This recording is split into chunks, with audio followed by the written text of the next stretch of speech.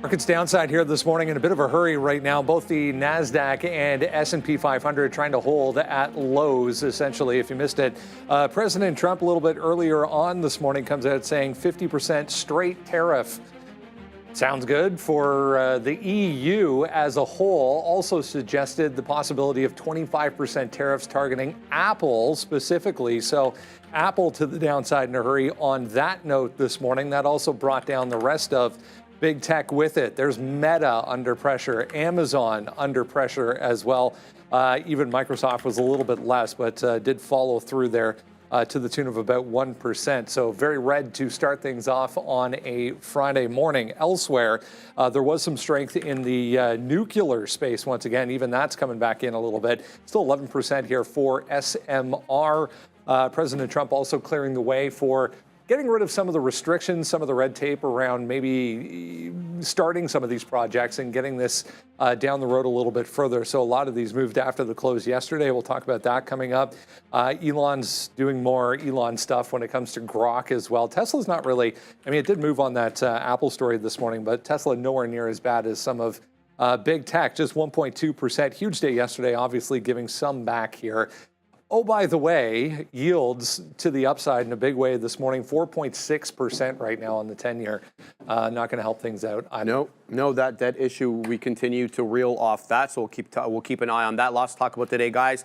So I'm getting more information on this Apple story. Looks like Tim Cook and Donald Trump met at the White House on Tuesday, where Donald Trump communicated to him his desire to have most of the iPhones produced in the United States. We've obviously heard the likes of Danny Ives of Wedbush basically saying it's going to be a $3,500 iPhone. So we'll keep tabs on that. Big move down, breaking that 200 level for Apple. So lots to talk about. Amazon as well, Brendo, in focus as Pershing Square announced yesterday that they took the opportunity of the Liberation Day drop in the market to pick up some Amazon, much to the chagrin of Canadian Pacific, because they had to let that bad boy go in order to work into that. Microsoft as well, Brendo, the Activision Blizzard deal that was under scrutiny by the FTC getting dropped, and likewise Pepsi as well, no longer under investigation. Yeah, we'll have a look at it. There's some earnings names as well coming through. I was just hearing we got some retail sales data there for Canada that came out at 8:30, actual 0.8% versus negative 0.4, so a little better than expected on the retail side of things. That's the Nasdaq, or the Qs anyways, back to 404 here. You got to go all the way back to about 2 weeks ago to find some significant levels on the gap up day. We're giving most of this back at this point on this flush this morning. Going to be an interesting one. Yeah, speaking of Wedbush on Apple, US-made iPhones could cost, get ready for it, $3,500. We're at now for an iPhone on the biggest scale, I guess. That's coming from Danny Ives this morning on the back of this note as well. Just beginning. Could be an interesting Friday, guys. Good morning. Good morning. Yeah, good morning. A little bit of a pushback now. Hey. Yeah, we're bouncing a little bit. Hey, everybody. Yeah. How's your Friday going? Exactly. Long weekend coming up. So far, so good. Shocked the market in a long weekend. Yeah. I saw someone in the chat go, the market's flopping like SGA. Which I will point out. That was a nice win for us last night. If it gets you on the line and you make the foul shots and you win the game, what are you going to do? LeBron flops too. I'm just saying. Especially when you have money on the game. Ooh, today's apples. Apples. Okay, that's good. The plums, I think, have been getting a little weaker around here these days. Not right now, it's not. Look at this Volkswagen chart. Yeah, so that was the other thing. Like, you know, yeah, there it is, Volkswagen. So here we go. President Trump proposing, of course, a 50% tariff on imports from Europe if they don't get their act together, Randy. So yeah, I think you bet. Yeah, this is going to hurt a lot of the European car companies. I mean, Mercedes, BMW, Volkswagen, they're all there. Porsche, yeah, I mean, anybody producing over there. But the thing is, we keep talking about the iPhone. Yeah, it's going to be sucky for the iPhone, but this is for everything. Like everything that's going to be imported here, like Samsung phones, I assume, would start to get up in price as well.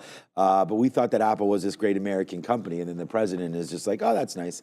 We don't really care that you guys are the highest taxpayer in the land at all. But there it is, 197 is something that we're looking at to go short, but there's a nice little drop-off right there as President Trump reiterates the fact that there will be a 25% tariff on iPhones and products made outside of the United States. So, yeah, you know, yesterday we came in and we had Danny Ives talking all about like upgrading the tech sector, and everybody really likes the space where we've been in. But today you're going to get an opportunity to looks like to dip by a little bit if you are interested in that, with the Nasdaq down 1.5% already, Randy, and starting to get even lower right now. So, yeah, I mean, my take on all of this is it's just another headline. I hate that we keep talking about the same thing over and over again, but this is what moves the market. We got some good news in the spaces today with nuclear. Apparently, there's going to be an executive order there where President Trump is looking at SMR. Yeah, exactly. So I was just going to call up SMR up 15%, coming back a little bit, up 11% right now. Got to $29 at the pre-market there. So yeah, I mean, there's some stuff happening. You know, yesterday we had quantum. So there's a lot of pockets of strength all over this market. Let's not, you know, get that twisted. You can't ignore the yields going up. It's not a good. It's just not good for stocks. Getting over 4.6. Even I saw gas up today. Hopefully you get to 5. Oil. And that too, like. Yeah, it starts to weigh. It starts to weigh on the economy, but it's not good for stocks. You got to watch out for. You have to watch out for that 10-year, all day long piece. It's just what winds up happening is that all these companies, it's impossible to guide, right? Because you don't know what kind of penalty you're going to be served with your imports, with your exports, how the consumer is going to take all of this. So yeah, we're just in limbo again. But look, man, we saw Pershing Square yesterday with Amazon, Randy. They stepped in and bought that stock during the downside push. So there are a lot of pockets of strength. I was going to say, what about the Java bean market? Oh, that's probably going up too. Yeah, we'll get some cocoa going on there. But yeah, and then yesterday we had QBTS. We talked about that a little bit there. And yesterday we were looking at Rigetti breaking near the end of the day. But QBTS, I think we had some 9. Did we have some 9? Yeah, we had some 19 fills yesterday.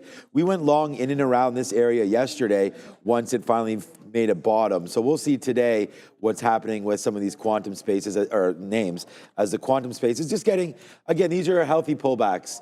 Like, it's not going to look healthy when you go out yesterday long and you don't, you know, get out of some of your positions. But, you know, we talked about it, Neil talked about it, you know, it's trimming some on the way up. You're never going to trim at the very top, but as it continues to go, there's nothing wrong with getting something out so that you absorb these blows a little easier today. But Rigetti down 8% and the whole market trying to go for a little topsy-turvy spin here today. So nuclear names well up today, as we talked about. It's Oklo, right? Oklo. I mean, SMR, I think, was the most, up 11%. OKLO. Okay, up 8. Yeah, they're all trying to go. So, and then don't forget the bigger ones too. Like there's still like Constellation and Vistra, GV. Whoops, why is that still start? I hit enter. Is that because you're talking about some coffees over here? No, like you mentioned coffee. I was like, no, oh, tariffs on Bitcoin. Oh, Bitcoin's the other thing that's going down. Apple looks good over 40, but then so does SMR. Why? I wonder why Bitcoin got hit pretty good there. The thing that gets me, and like Sharif was not happy about it either. Look, I get that headline is turmoil, but ultimately you want Bitcoin to be behaving where, why should we be fearing that? Like, all of the case for why it should be strong. This is the I don't sell anything, but I'm still a holder and I still believe in it. But it's just frustrating when this is exactly the kind of thing that you would want people to be fleeing or flocking into Bitcoin. But it's still a risk asset, which means when people take risk off, this happens.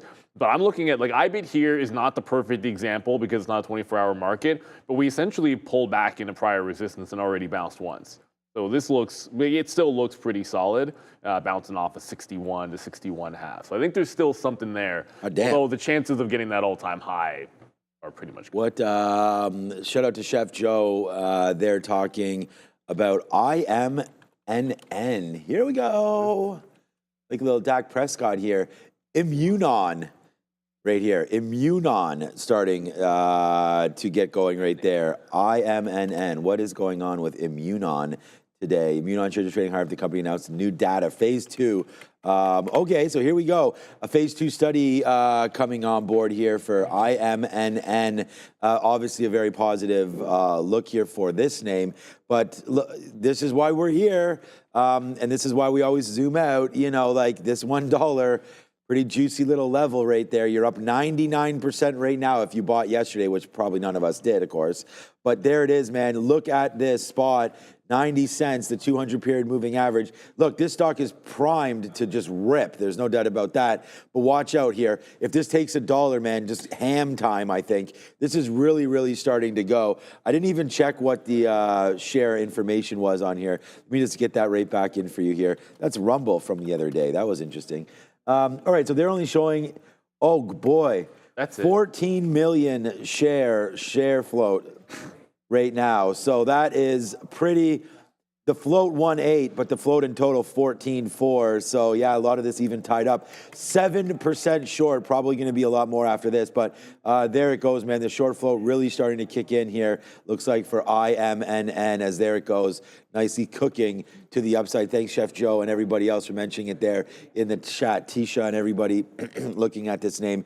There it goes, popping through. Always play when there's a gap. Play back to VWAP. I don't know if you're going to get it right now. I'm looking at either that 90 break, which is that sort of that top side, which is 88 cents, or you do wait for it to fade back. But hey, I guess good trial results brings good news for IMNN. But all right, good job. We have Michael Noss coming on with us here. I'm not sure what he's going to talk about. There's always some sort of a sector look there. So we'll see if he has any trade ideas for us coming up today and maybe for a swing account. Again, I have no idea what we're going to be talking about maybe there as the market crypto tries to get it all figured out. You know, GLD yesterday had a little bit of a pull back, but 310 today. Okay, so going oppo today, obviously, as we talked about, not just a flight to safety, but maybe just get this in your portfolio because of how it's trading.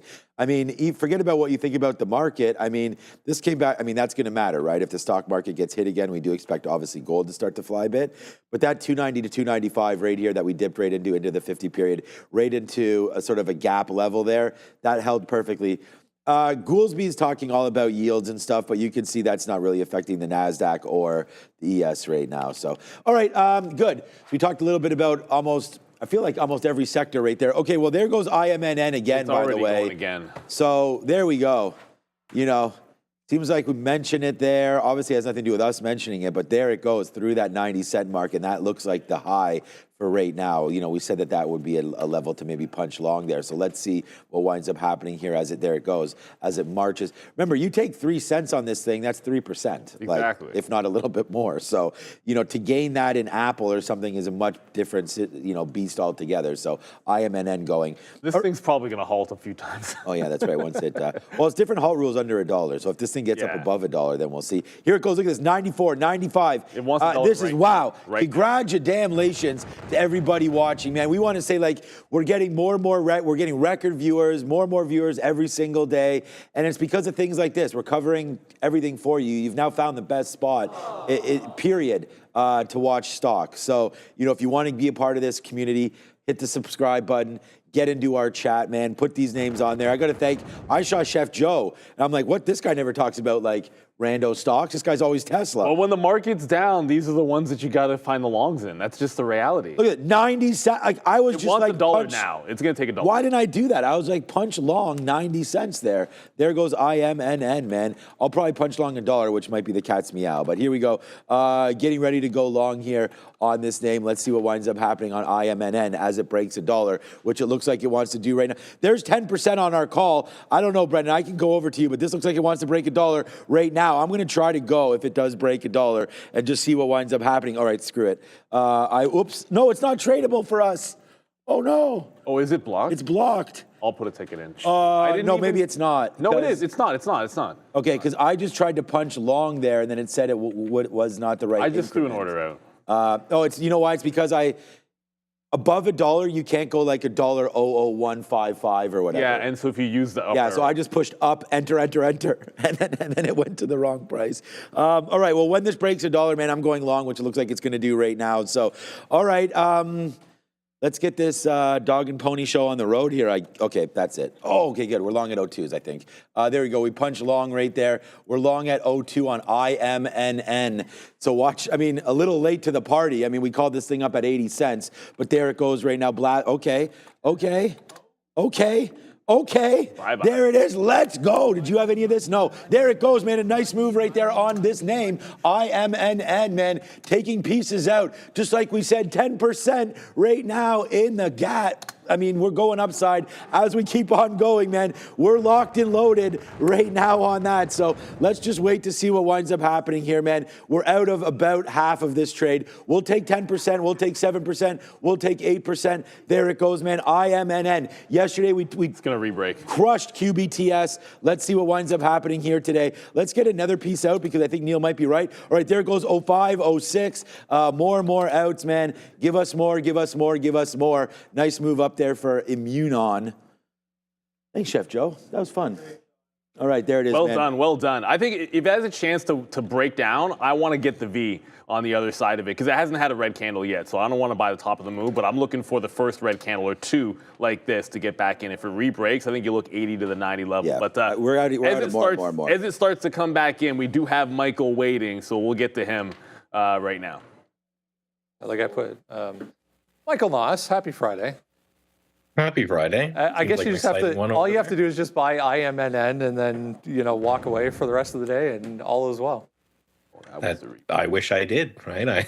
It seems like it's a great mover, right? With everything else down this much, it'd be great to grab a couple of those to the long side. You wanted to touch on crypto action, minus the last hour or so. Still kind of hanging out at the highs here. What are you seeing overall as far as strength here? Yeah, so I'm still going to give this whole kind of rationale about why I think this crypto market this crypto breakout could stick, right? We're having a little bit of a pullback right now. We'll see how long that lasts in this market. Another tweet could erase what this first tweet damaged. But talking a lot about positioning lately and COT data, the commitment of traders data. You guys seem to be liking that, so I'm going to just go in a little bit more and just show that it's not just for commodities, it's not just for indices, but there are Bitcoin futures. And you better believe the big guys out there are trading the Bitcoin futures, the Bitcoin ETFs. They're not opening up a Kraken account and, throwing $100 million or $1 billion in there to trade. So first of all, I just want to show this is the chart that we're going to see on all the following screens. This is the commitment of traders data. So for those who missed kind of the last couple rants I gave about it, the basic idea is that we can see through legal, you have to disclose whether you are long or whether you are short. So if this line is up near the top, it means that the majority of speculators out there are long Bitcoin futures in this case. And if it's down below that purple line down near the bottom, it means that the majority of, or on net, the large speculators, the large guys out there trading futures, are net short. So I wanted to show how this was predictive a little bit in the past, whether or not a breakout stuck or not, and what we can do and see going forward in this current breakout. So the next slide there is just going to show what happened on this kind of last big breakout. I don't know if anyone was trading Bitcoin at this time, but we spent a really long time between this kind of $25,000, $26,000 area for a while. It attempted a few breakouts, but the only breakout that really stuck is when the positioning was net short. So you can see the Bitcoin price above, and then again, that red line below showing that they're below that zero line. So most people are short, and it makes sense. It's what we look for. They were talking about with that kind of penny stock right there, that a lot of people were short it. Therefore, it makes sense that if it's going to break higher, it's going to move higher very quickly because a lot of people are short, and then they have to get out. So that was this breakout that happened. It was way back in, I think, 2021 or 2022, where we had this massive breakout, and this rallied us over, all the way up to like 60,000 in pretty much a straight line.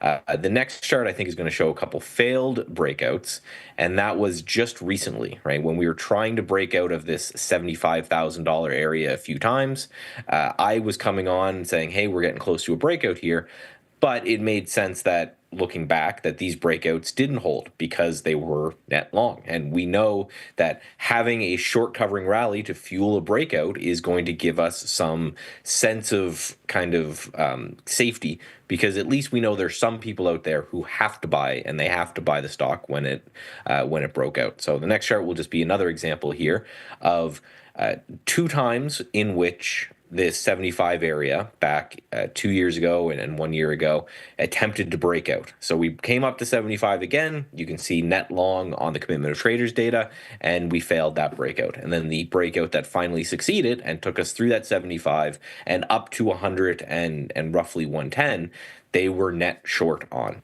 So just a lot of history of Bitcoin of it waits for participants to be short and then it breaks higher. We're actually seeing that too in equity data, right? The commitment of trader data is still showing net short, even as we're grinding higher here on Bitcoin. So seems to be carrying through again with Bitcoin here. So then their last chart here should just be what's happening right now. So took this last night.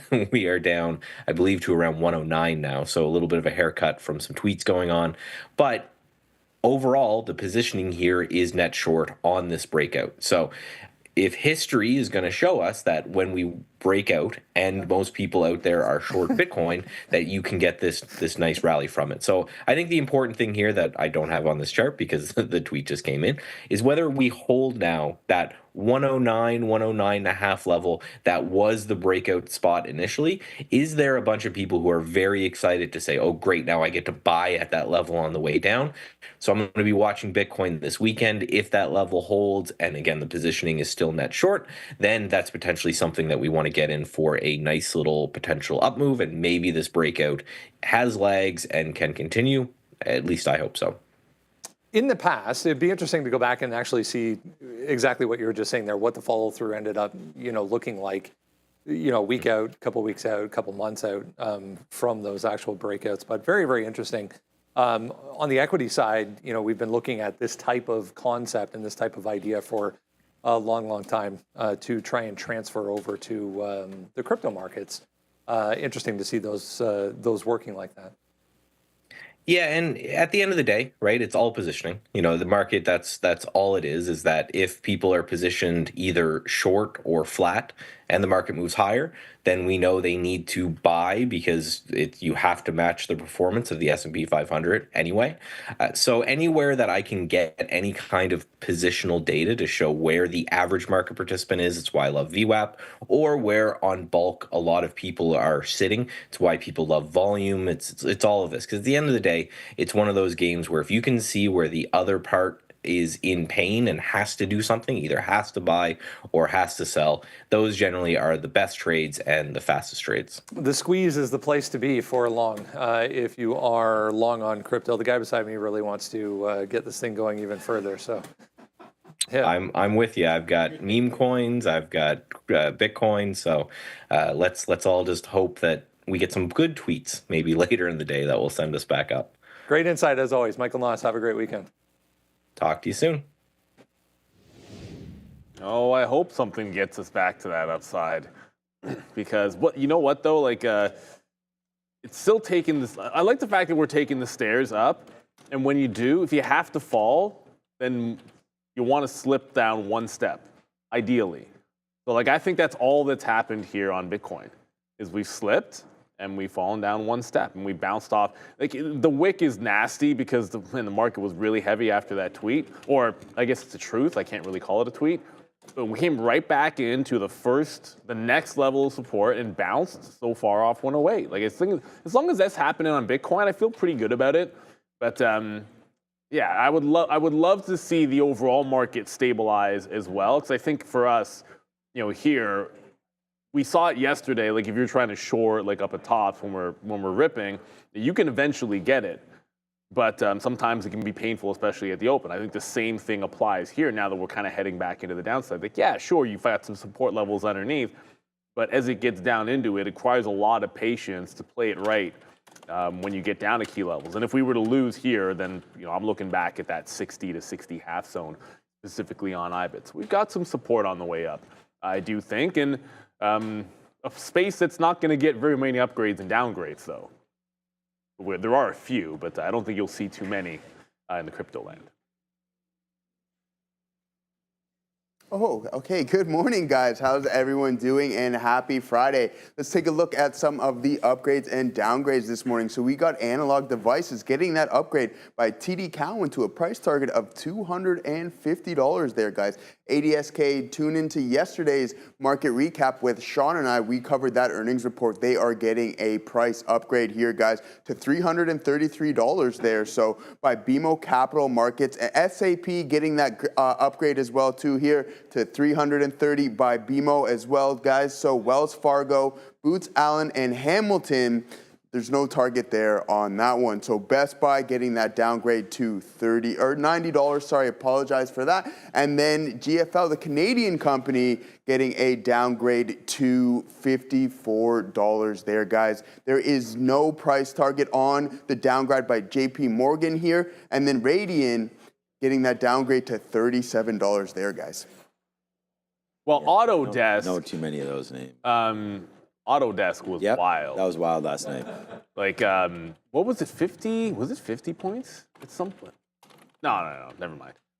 No, it's like 15 points. It's an expensive stock. We probably don't trade it, but yeah, it was like a 15, I think it's something else, but it was a $15 move on a breakout for this bad boy, and then right back in. We probably, like you said, we probably don't trade it, but a lot of times, if there was supply at 300, 298, you'll want to look to see if it can do it again. Like it's basically like a lot of things, it's bouncing off like implied support right now. So I think he got a bit of a shot here.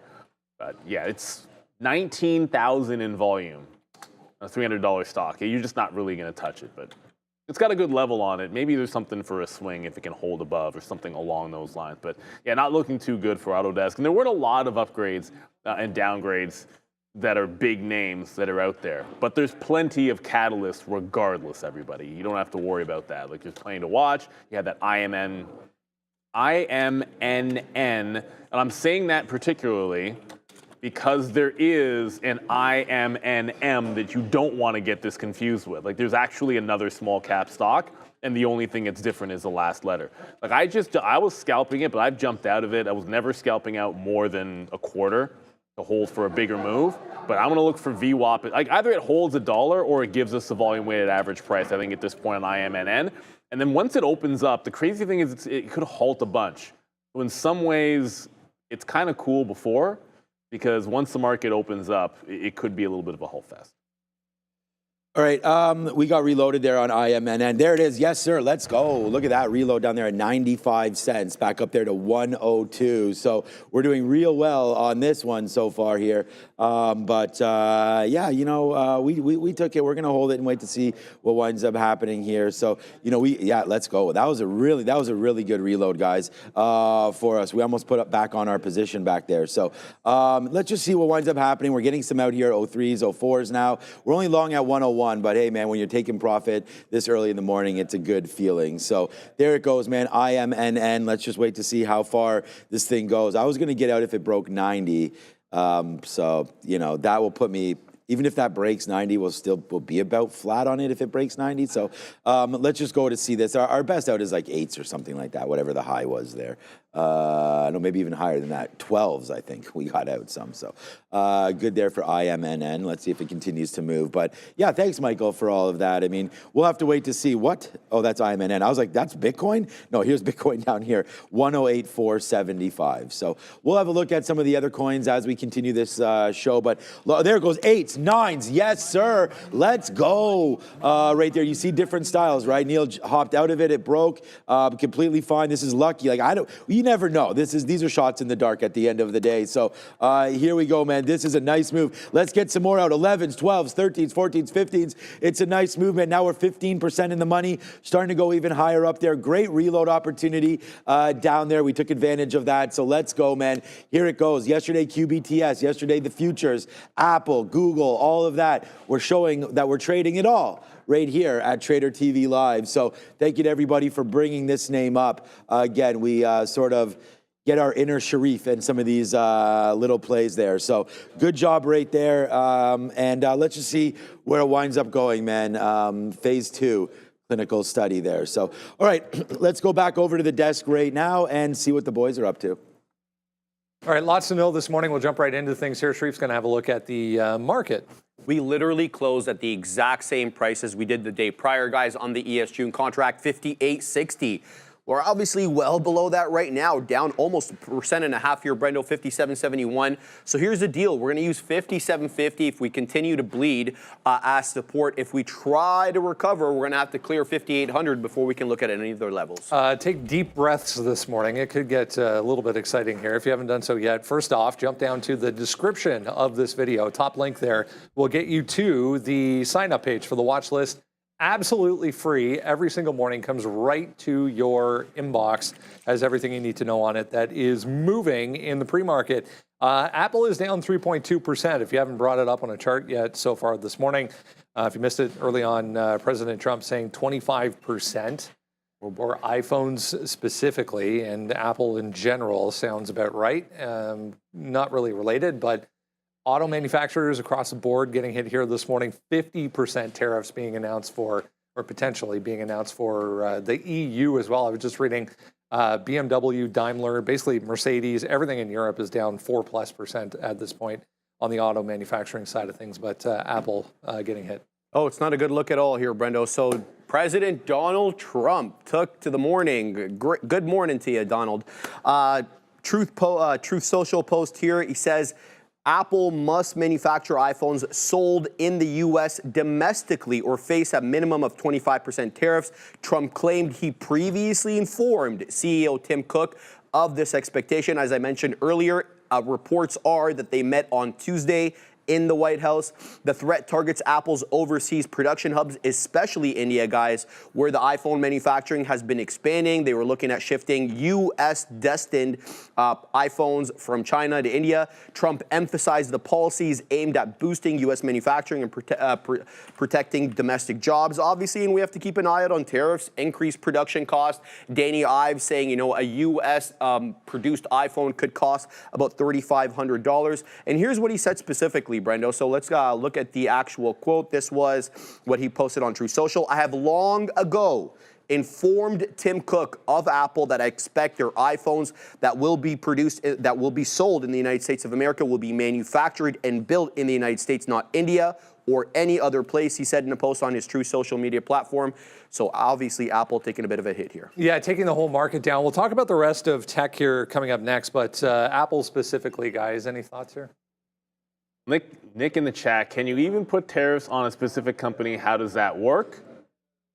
I mean, can you even, like, how does any of it work at the end of the day? Like, the national security argument has worked so far to be able to do it. I'm not a legal expert, so I'm not going to sit here and pretend that I know whether he can or can't do it. So far, pretty much whatever he's wanted to do has happened. So you just have to operate as if it can happen. I think it's a little unrealistic. It's like everything else, probably bargaining tool, but Apple was weak before this.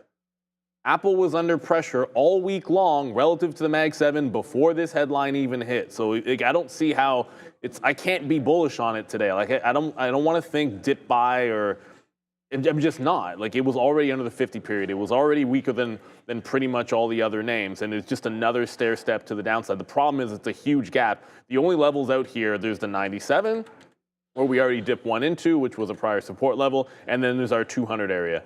I'm short in one of those, in front of one of those today on Apple. Just like if it had been screaming and trending up and looking like an NVIDIA like the last little bit, then I think it'd be a different story. But it was, like I said, it was already weak going into this. And who cares about the legalities or the likelihood?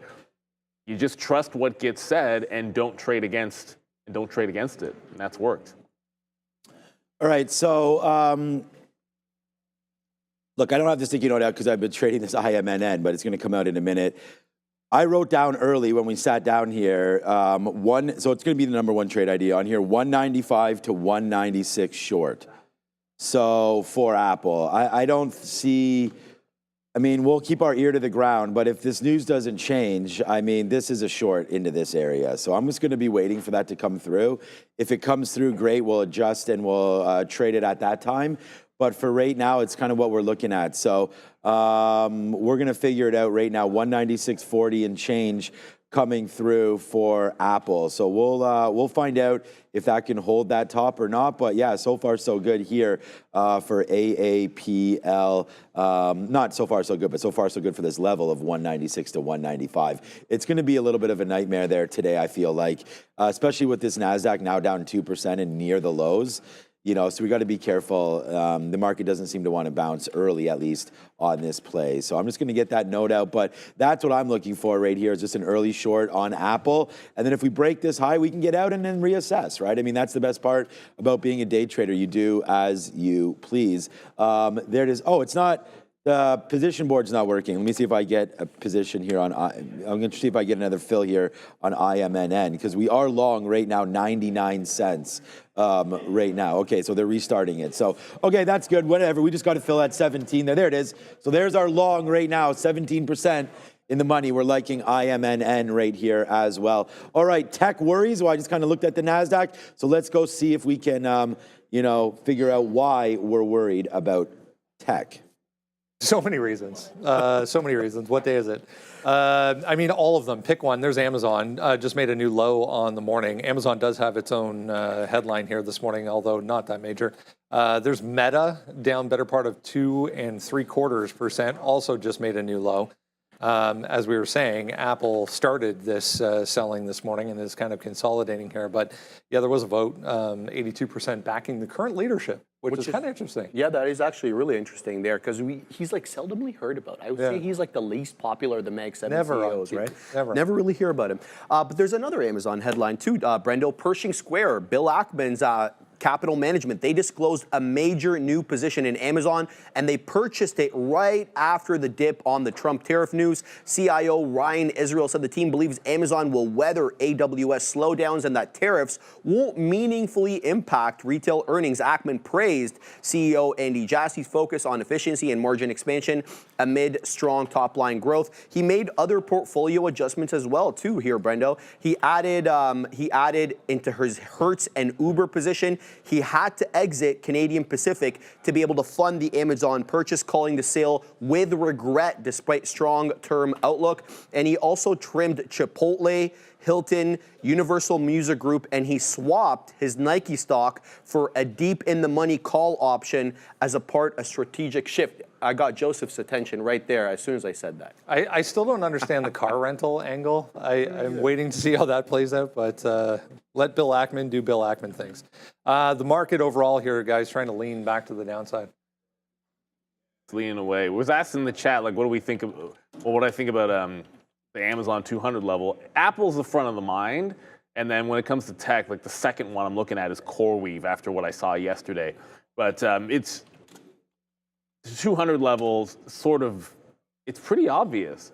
Like, you had double bottom.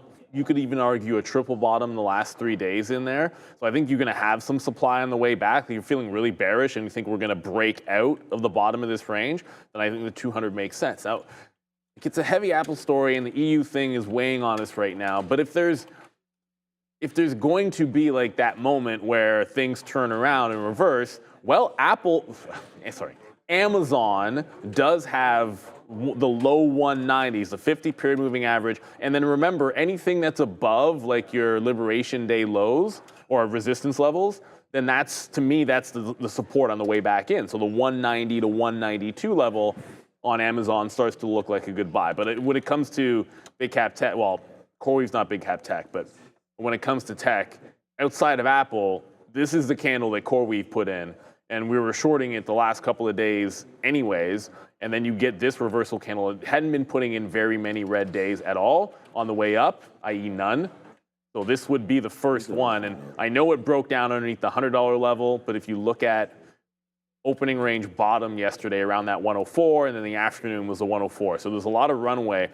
100's an obvious level because $100 was yesterday's bottom, and $100 is $100. If it gets over 100, I'm still willing to think short into the 103, 104 area on CoreWeave. I'm only looking for the short play today. First 100, then that 103 to 104 spot. So yeah, I'll be shorting pops in at least those two names, Apple and CoreWeave. All right, I'm just getting the note out here. Yeah, so let's just talk about it. TQQs. So, the Nasdaq in general, if we're going to talk about tech worries, I wrote down 66 short. Like, may not get back up to there, but that's sort of been that top. Like, we had the drop, and then we tried to break it again. Now we went to the downside. So yesterday we got messed up early on the TQs because it was just doing like pretty choppy, and then when it finally went, we were short against 69, and then it broke higher. Then this is where we really lost it, lost all of our money yesterday, just doing this chop. It just wasn't good enough. We were trying to chop it up, holding VWAP, then it broke through VWAP. Landed at the 200 period, and I think we had some pretty good trades near the end of the day. So we're just going to keep doing that same thing. When there's a gap, we'll play back to VWAP. We'll watch out for where the 200 period moving average is. But yeah, down today on the Nasdaq is the way to look. I'm not even looking long. Like, I want pops. Like, I love for this market to get green today, that's for sure. But let's just wait to see if we can begin and continue to fade any rallies today. It's just not a great sign, right? I mean, the EU coming through, now China worries with this tariff restriction now. Apple's not getting any love from the president, so why would any other company, right? So we got to watch out for that. I mean, Amazon, regardless of that sort of Pershing Square like upgrade, just letting us know that they bought the lows. Great, thanks for letting us know that. But, this is going to get hit even worse, too, because now all of a sudden all those little knickknacks and whatnot that Amazon are selling, remember they threatened to put like the tariff percentage on the board and they didn't do that. So, maybe we'll have to wait to figure out. IMNN now is at the highs of the day. So we just got some out down here. Wow, okay. Now we're 25% in the money. It just hit 125 right there, IMNN. We're long at 98 cents right now on that reload. So there it goes, man, $1.20 now for this, man. This is going crazy. We're going to get the sticky note out, but IMNN right now has got my eye, that is for sure. So yeah, shorting the Nasdaq I think will be prudent today. Let's just see what levels it gives us. All right, nuclear next. Trump was at it as well on the nuclear side of things. Apple, I was just watching, trying to get to day lows here. SMR trying to head back to the upside, back above 28. Trump saying, or speculation, that Trump will sign some executive orders here to further clear the way, get rid of some of the red tape and some of the regulations that are preventing further development on the nuclear side. That's exactly it, Brendo. So here are the key actions that are expected today. There's supposed to be some signing ceremony where everybody stands, guys, and only he sits. Streamlining nuclear reactor approval process, looking to strengthen as well domestic uranium enrichment capabilities. And he's actually invoking the Defense Production Act to declare a national emergency over reliance on the Russian and Chinese nuclear fuel and tech. Also some potential reforms for the Nuclear Regulatory Commission. We'll keep an eye on that. And here's the idea. The Nuclear Energy Institute and Constellation are invited and are expected to be at that signing ceremony. And it's seen as part of Trump's broader energy independence, Brendo, and the infrastructure play heading into the midterms. Yeah, these definitely don't care what the overall market is doing right now, guys. 12% overall here for SMR. Yeah, it's not the only one, but it's the one I'm looking at right now is going to be SMR. It's a pretty big gap to the highs, but there's still some, it's a crazy kind of morning, so obviously it's pulled back a little bit here, but on the daily, you have 25, 25 half, that's where we gapped from before, and then the next gap here is about 27. These tops are 27 and those wicks are like 28. So it's right in the pocket. It's already bounced once off the 27 level. If you lose that, then I'm patiently waiting for it to retest that 25 half. I expect a lot of volatility out of this, and we saw it with the quantum names. If these want to go, they're all 20%. You pull them all up, they're all like 18, 19, 20% short floats. Something around those lines. So that's what I'm looking for, a little continuation play. When it's underneath the volume weighted average price, tend to be pretty careful waiting for your levels in here. Make sure you grab them. Because it's not really, I don't think it'll necessarily have to follow the market, but if we get heavy enough, they're coming down too. So you got to be patient on those dip buys. We're 30% in the money. IMNN is $1.29 right now. So a quick little 30% here to start. Wow, what a wild, wild ride IMNN is here. All right, so the sticky note is out, and we do have SMR written on here. I mean, we just wrote down basically that we liked it at $26. You know, the nuclear is going to be on look today. We've sort of talked about that. He's signing an executive order. We just heard the story there from Sharif. It's bounced up. I mean, we were trying to play off where this 200 period moving average was when we wrote the note, but right now it's still continuously going higher there. So we'll have to watch out for 27 now, not 26. So we'll wait if it comes back in, you know, looking at a little bit of a longer time. Yesterday's high, 24.50. Obviously, with great news today, we start to take that out, and it just looks fantastic on the daily chart again. So you're right up here right now. I'm going to, wow, we are now 40% in the money. This is going to be one of the, I don't know. I mean, this might be, obviously, I think this will be our biggest percentage win there today. And I don't know, it might be our biggest net win today, too. I'm hoping that we can put on some more winning trades just similar to this one. But there it goes, man. What a reload down there when we tanked on this name. Wow. Up $1.40 right now, 43% now in the money on this trade. And we still got a pretty decent amount on right now. So let's just keep on going higher and higher and higher here on IMNN. I still have on like 70% on, something like that. So here we go, man. A good move there. All right, let's go talk about crypto. But the thing going nuclear today is this Immunon up 225%. Yeah, we'll see if we get any kind of crypto action here. What a night it was at the White House. I mean, back higher. IBIT getting absolutely cracked right now, 2.5%. But tell us about this dinner that happened. Yeah, you have to be a wealthy individual to be Apparently at this there's dinner. a lot of those these days. Yeah, it feels like a lot of crypto millionaires. A lot of, Bitcoin crypto millionaires. So Donald Trump's meme coin, which is Trump, obviously. No shock there. A token with, like all other cryptos, no intrinsic value, surged after announcing a private black tie dinner for its top 220 holders. Nick Pinto, a New Jersey law firm marketing director, spent about $500,000 to secure an invite, while top investor Justin Sun has over $20 million in holding. Bloomberg and Inca Digital analysis shows that over half of the top 220 wallets likely belong to non-U.S. entities. That could be some concerns there. There's also high risk, high reward. For example, the coin peaked at a $15 billion market cap and now sits at about 2.1. Over $5.2 billion in profits have gone to top wallets, while about 590,000 wallets are in the hole, about $4 billion. The project has routed about $324 million in fees to creators-linked wallets and funneled about 80% of the profits to the Trump organization. Democrats are having a field day on this, Brendo. They slammed the dinner as an orgy of corruption, with Senators Warren and Murphy pushing for the Genius Act reforms to ban presidential profits from tokens. Despite the backlash, Trump's crypto ties are growing stronger with major global backers and now pending regulatory reform. Obviously not going to affect things today as far as Bitcoin is concerned, but very interesting nevertheless.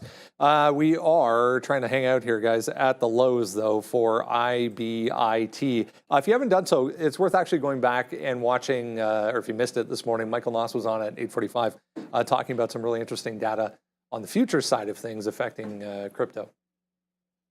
I think, and obviously, go back and watch it. Something you can do over the long weekend for sure as well. Just before we get to Bitcoin specifically, because that's what I'll trade IBIT like we have pretty much every single day. I know a lot of people might look at a different ETF, but MSTR, I just want to acknowledge, I know everything is down right now. So yeah, clearly MSTR is going to be down, but remember, we made an all-time high in Bitcoin yesterday. That's worth keeping in mind. And this is the price action that you saw on MSTR yesterday, which was failing through the prior day high and trending down while Bitcoin was trending up. But what's crazy about it is even as you pull back at the end of the day on IBIT, this also pulled back. So you have this weird thing where MSTR, it's not like it's inverse, it's just only going down right now. So for those that are asking the question, like, where should you look, what should I look at, what's going on with this? I would just stay away from the long in MSTR. Personally, and I'm only looking, like if you see obvious short setups on Bitcoin, if I see Bitcoin at a high of day, I'm going to be thinking play some reverse, like play a short maybe on MSTR. That said, we're not going to be at the high of the day. The first stop, we kind of pull back into a key level at 61.5. That's the first place I want to look to see if we're going to hold a bit at the open. Otherwise, we're going right back into these would be Wednesday's support. But I think the 60 level that we had earlier in the week is just as good. So the target area is between 60 and 60.5. I think that's I think it's 106-ish. So if you see it down at 106, that's where I'd be looking for that mean reversion long, which has worked pretty well the last time we were down there. Outside of that, we're looking at 61.5. But for all of those micro strategy holders, and I'm still waiting for somebody. I asked in the chat yesterday, if anybody has a good theory as to why MSTR is looking so bad, I'm all ears. Maybe it was a blip and it was a yesterday thing, and then all of a sudden MSTR is going to be normal again following Bitcoin. But until that happens, I think just stay away from the longs in this, but I will try some dip buys at the prescribed levels in IBIT. Yeah, today it's been a little bit of a wild day around here, but if you're going to look for, if there's going to be some weakness in other places, we always look at, what some of these altcoins are doing, and they seem to be pretty dramatic movers against Bitcoin. So Ethereum down 4 today. Let's just have a quick look. XRP down 3.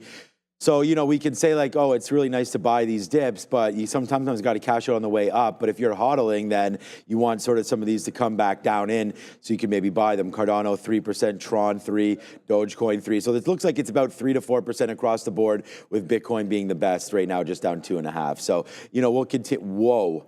All right, well, we'll continue to watch out what's going on there. We just got a 45 fill right there on IMNN. So, wow, this small cap runner right now is running for sure. And the market's still 10 minutes until we open up. So, wow, good move there. Yeah, MSTR is the funny one. I don't know if Neil was just mentioning this, but yeah, this is a strange one because of trying to figure out what's going on here. It really didn't have that huge run up like we were sort of thinking it may have done, breaking through some of those highs. But again, still a nice stock, man. It's had a really nice move higher right there, down 2.6% MSTR, something like 568,000 Bitcoin, $68 billion on the balance sheet there for Bitcoin, as their strategy seems to be pretty obvious at this point. So yeah, anyways, good look there on crypto.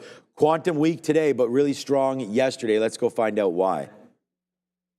All right, let's go to Quantum here to wrap things up after a huge day yesterday for most of these. Giving some of it back here this morning. There's really no significant headlines. That's the overall market right now, still hanging out here around 504 for the Qs. These things were all a rocket yesterday. Yeah, we were trading them on the midday. They were all going, Brendo. Today, IonQ's got a nice little deal here with South Korea. So IonQ signed a memorandum of understanding with the Korea Institute of Science and Technology, KISTI, I guess, a National Research and Supercomputing Institute. The deal here is supposed to expand IonQ's longstanding collaboration with the South Korean government, as well as academia and some industrial sectors. And both parties plan to integrate IonQ's quantum system with KISTI's high-performance computing infrastructure. The focus here is going to be on areas that include infrastructure access, joint research, market expansion initiatives. And some of the strategic implications of all this is it reinforces IonQ's global positioning in quantum computing and deepens its footprint in Asia. It also signals South Korea's accelerating push into quantum R&D. If you're going to say something as a CEO, a statement like "we are the NVIDIA of quantum," which is what the CEO said yesterday, if you missed it, for IonQ. But IonQ is the IMNN of Thursday, if anyone took Thursday off. What a move that was. Barely, this is a 15-minute chart, barely a right candle. Beauty. Until the last hour of the day or so. So giving 8% of that back, but nothing compared to what it did. Guys, where are we looking? Well, I was going to look at QBTS. Oh, sorry, Obi just messaged me for some shorts on IonQ, which I'm going to reply to him, they're free. And I almost processed it too. I'm like, wait a minute, hold on a second. Offer always, Obi, yeah. no, just in, look, I've done it before. I've accidentally paid for locate and then was like, don't assume just because it's thin or heavily shorted or not heavily traded or small float. Here at Real Trading, like 99% of all stocks are going to be easy to borrow. So yeah, it's free to short. I can see why. Obviously, IonQ was really strong yesterday. It's almost down 10% here today. It was actually, like I was looking at QBTS, D-Wave instead. So Like, I just think that D-Wave had a very clear supply zone at the $19 level. So when you look at it, like IonQ was down more and was a little bit more volatile. But when you got QBTS, you have like a topping tail at the 19.5. Like, okay, that gives you a bit of an over-under level. Like, if it can break out above that, great. But if it doesn't, then you look for like a pop and drop. Because I think when everyone's looking left, you go right, and everyone, and that's what the money does here too. Like, what is the big heavy runner? Yesterday it was the quantum names. Today you have a big small cap going ham, which will do like hundreds of millions of shares. And you've got the nuclear names, which I think could take a bit of the volume. And that could give you some weakness in quantum. So yeah, I'd be looking at QBTS, also free locates for us here at Real Trading, but into that 19 and 19.5 zone. Look, yesterday on QBTS, we had the monster winner, probably again like the percentage winner. Yesterday was in QBTS for me, and it was just like we actually had this. Oh, there it is.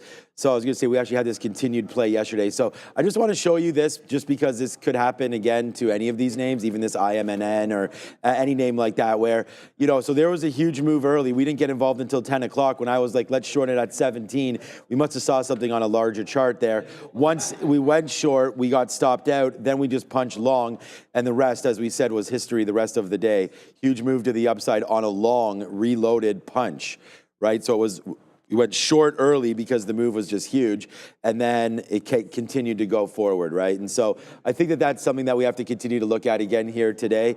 It is a nice little move down. I don't know how far down it could go, but, looking where we kind of bunched up a little bit there yesterday, and then we went, right? And so this is what I wanted to look at. Yesterday we were long 17. Let's see if we can do something like that today. It looks like we bounced off 1750. So for me, for QBTS, it's in and around there. And I would just use that math for all of them. I'm going to go over and probably trade QBTS more than anything else, just because we traded it yesterday. And that's kind of, up to you guys to see what levels you like. But right into here, we're kind of at that sort of bunched up zone for IonQ as well right now. So this could be something to look at for sure. We emptied out a little bit there on IMNN in that 40s. You saw that, and that's trying to come down here as the market gets ready to open up. But let's just quickly look at the imbalances. Yeah, not much, man. A Snowflake yesterday, we got out at 199.50, so that's okay. We'll see if that has a reaction today. It's actually not having, it is having a reaction, but I thought it might have even been down worse. Palantir's down today as well. NVIDIA coming with a buy right there. Yeah, if you're looking to IPO something, take NVIDIA right there. It's like a video company. You could take that name. Why not? People will mistake it, and then you'll get coverage.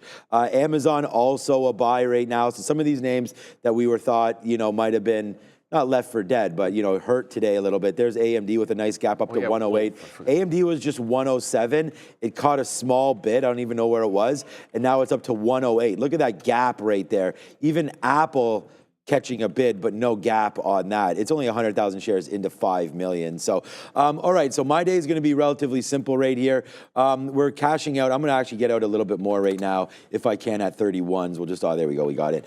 Sorry, 30s. All right, some more out there. Like we got that out at 45 and some outs here as we ripped up 38s, 40s, 45, 30 again as we get lighter and lighter on this play. But all right, I'm going to be looking at early short on Apple, just as we had written. Go check out the sticky note if you want these levels. But 196-ish. I'm going to leave away 95. 95 seems too early, although now it's coming back in. So that'll be a level I'm looking at. I'm looking to short the Nasdaq, but we're getting close to that one. Let's just make sure we're right. The Nasdaq's having quite the move higher right now, and then we're looking to go long also on SMR. So we have a couple good ideas. I feel like ready to go there. SMR long 26. And then yesterday, I want to talk about it because we showed it a little bit yesterday.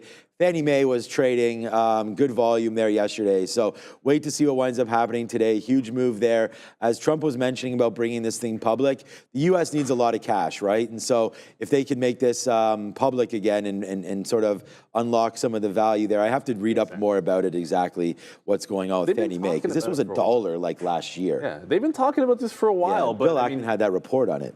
Yeah, it's we'll see. Anyways, that was on the list. Ackman had a big, long rant about that too. So there's a lot of, I think there's a lot of push to get done. It's not an early close today. We know it is absolutely not. The market is closed on Friday. It is not an early close. They do that like twice a year. It's just for Thanksgiving and then Christmas Eve, I believe. Someone Aqua Fava in the chat said that it was closed, but we could double check it. But no. As far as I know, it's No, not. It's never closes on a Friday early for a holiday No, not Monday. for I've Memorial. never even. Not from I've never Memorial. heard of that. But yeah, not a lot for that imbalance locator. It was Tesla I wanted to get to just very quick. Actually, we have 90 seconds to go. Yeah, we still have a long time. Yeah, like in my brain, I'm like, usually you're rushing Wow, going Apple's into really the getting close, hit but here. yeah, Apple doesn't seem like it wants to go up. The only other place outside of, because I like 97, I might look at VWAP, but Tesla, remember that 347 top on Tesla. 350 is 350, but it went right to 347, had a good reversion for the afternoon trade into VWAP. So I think that it's got some strength in it relative to the market because it's all the way at the volume weighted average price. But if it trends into the same level and does, or anywhere near in front of it, I will look for the same play in Tesla at some point. Otherwise, CoreWeave and Apple for pop and fades are on the mind. And there was a headline, well, Besant's talking right now. So Besant has said that we'll see more deals announced within a 90-day period, and most countries are negotiating in good faith, except the EU. Obviously, that's what they would say after what happened here. So yeah, just some headlines coming through from Besant and some negative ones for Apple. They want to, they've singled out who they don't like today, and it's Europe, and it's going to be Apple. But some positive headlines coming from Besant as we go over to Joe to ring the bell for the final time this week. Yeah. Hopefully it's not a free fall Friday, but at the same time, looking for shorts. So yeah, give us the pop and fade, and then after we're out of the shorts, maybe we can rally after that. Let's go, Joe. Let's get this party started in 3, 2, and... Let's go, Joe. We got some more. Good job, Joe. We got some more out there of IMNN. Some out in the 30s, some out in the 20s. As we're getting a little lighter on it, we're still waiting for a 35 fill to come through. Hopefully this thing, as we mentioned, will try to halt for us, and then we'll be able to see where it goes right now. I only have a quarter left of this position, so we're almost out of that. I just want to talk about that as it opened up because I know there's going to be a lot of traders looking at it. IMNN could definitely fall down. Look at Apple, man. This is why we say we stay away from that. Look at the Apple absolutely ripping right there to start the day, man. Apple up $3 immediately right there for AAPL. So congratulations for anybody that got that long. But right now the S&P and the Nasdaq trying to rally backside right now. There it goes. 196 is the level we wrote down. Seemed a little bit early for me to take it, but looks like it might have been the right trade. Let me offer a little bit now. We'll try to get something short. I'm still going to try that 196. And then if we blast through that, then we can get out 196.50 or so. SMR is tanking. Oh, is it? Okay, darn.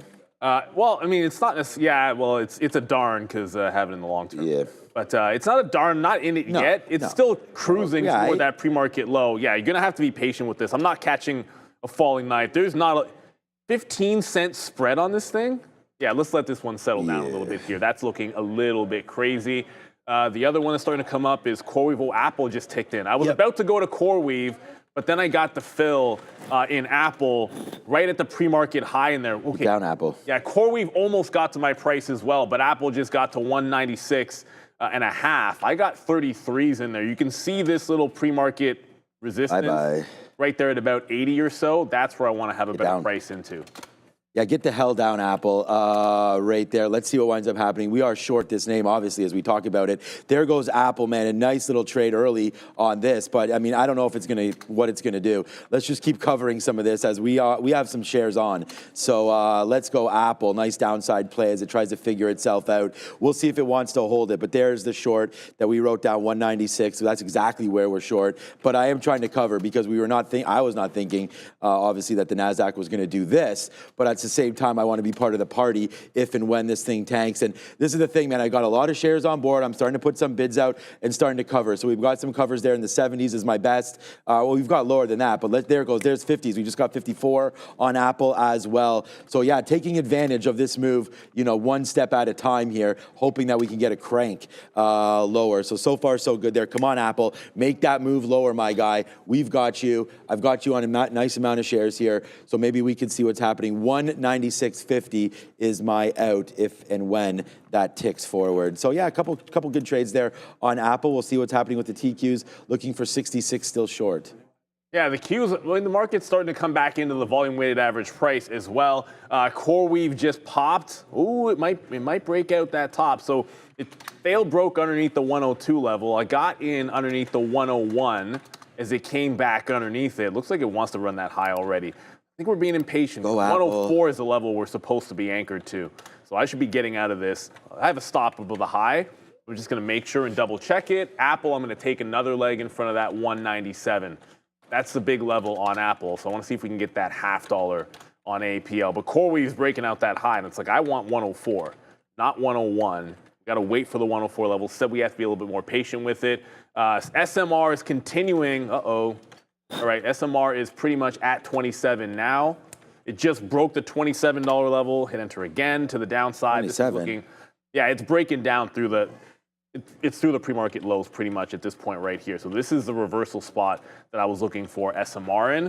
Going to have to put in some kind of a bullish candle before we get into this bad boy. That's wild. Yeah, this is absolutely dropping. The spread is much improved. So 2 seconds ago when I looked at this thing, it had a 15-cent spread. All of a sudden, it's right back to what you'd expect, like 2-3 cents, how a $27 stock should look in general. So hold on to this 27. I'll take my first shot in here above it. If it closes green, then I can maybe take something higher. Otherwise, I'm playing it off of this low, which is 26.5. So I want to have a tight stop. Oh, Apple reloaded too.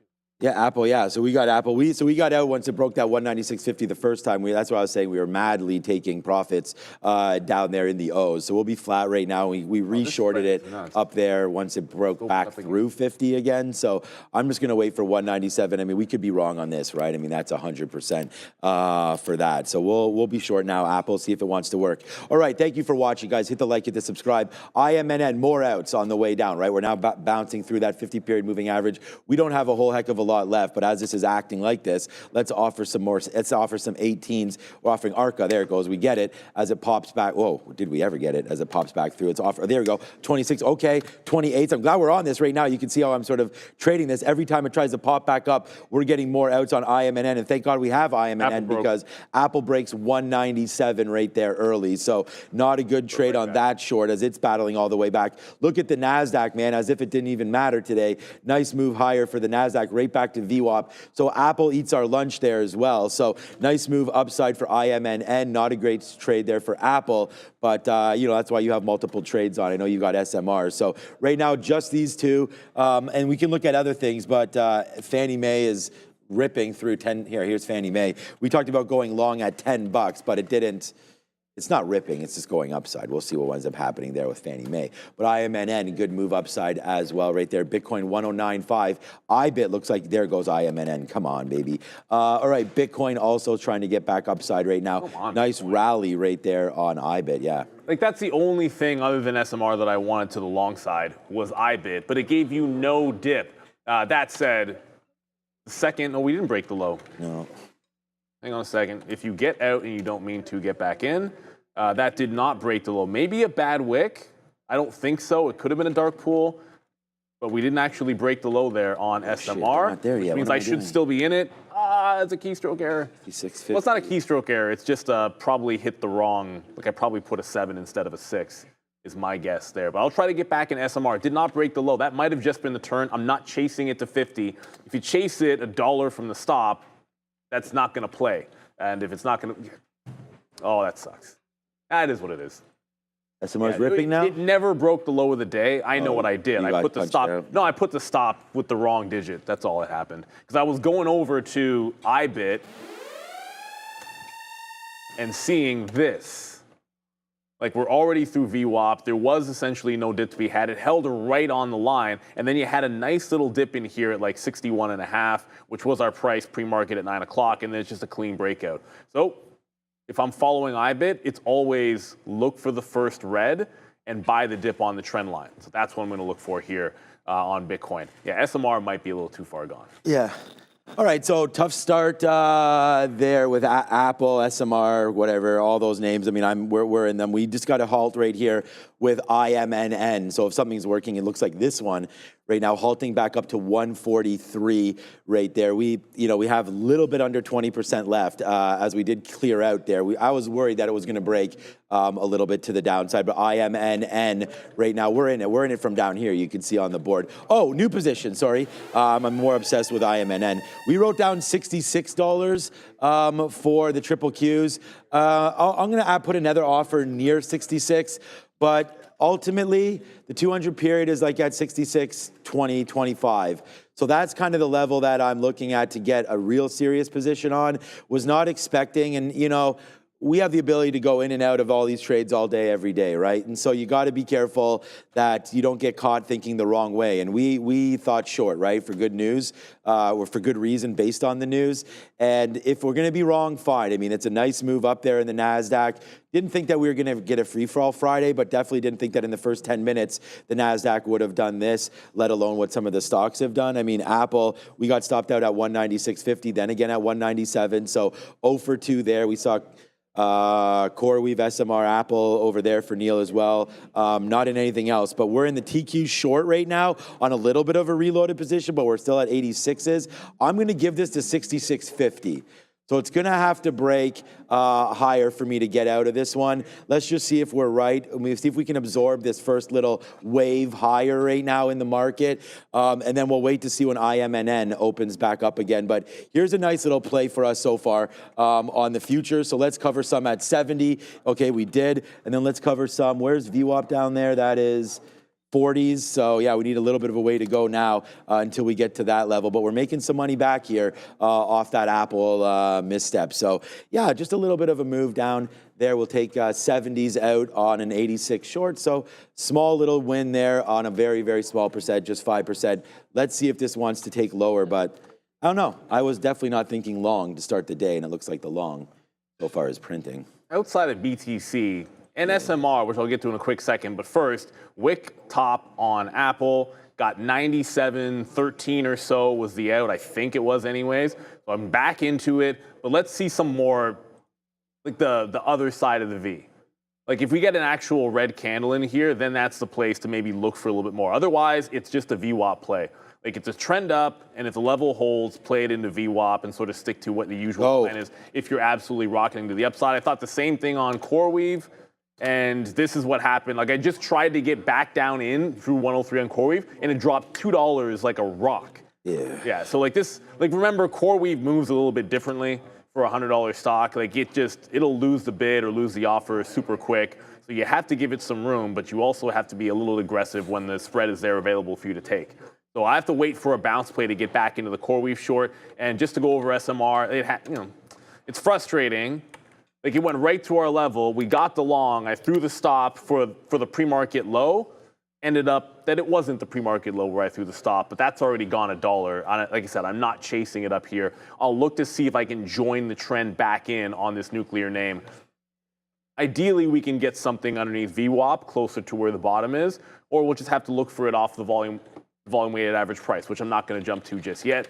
So now that we've covered those, Tesla, no move up. We like that 347. As you can see, it's barely even moving here. So yeah, we'll see. Tesla not doing much of anything right now, so we'll stay focused on pretty much Apple, CoreWeave, and SMR. Those are the ones I'm watching with IBIT on the side, but it's not really giving us the dip that we're looking for. We wanted way deeper on IBIT. We're chilling at 109. I was thinking, and I thought we'd get like 106 today potentially. On IBIT, yeah, exactly. I mean, we thought there was going to be a little bit of a downside move there in the futures, and that's why we're holding out for the TQQs to get a little bit lower as well. Okay, so looking at our list there, we had SMR written down for $26. Now it's 28 and change, so we don't have that one. Also, Amazon trying to kick out too. AMZN was a play. This is probably rocking, yeah. Right? Yeah, I really, okay, there it goes. We just took another fill on the TQs as we're trying to come back in a little bit here. So, yeah, I mean, that 200 level there was probably a pretty good one. The reason why I liked Amazon is just like I really like the stock.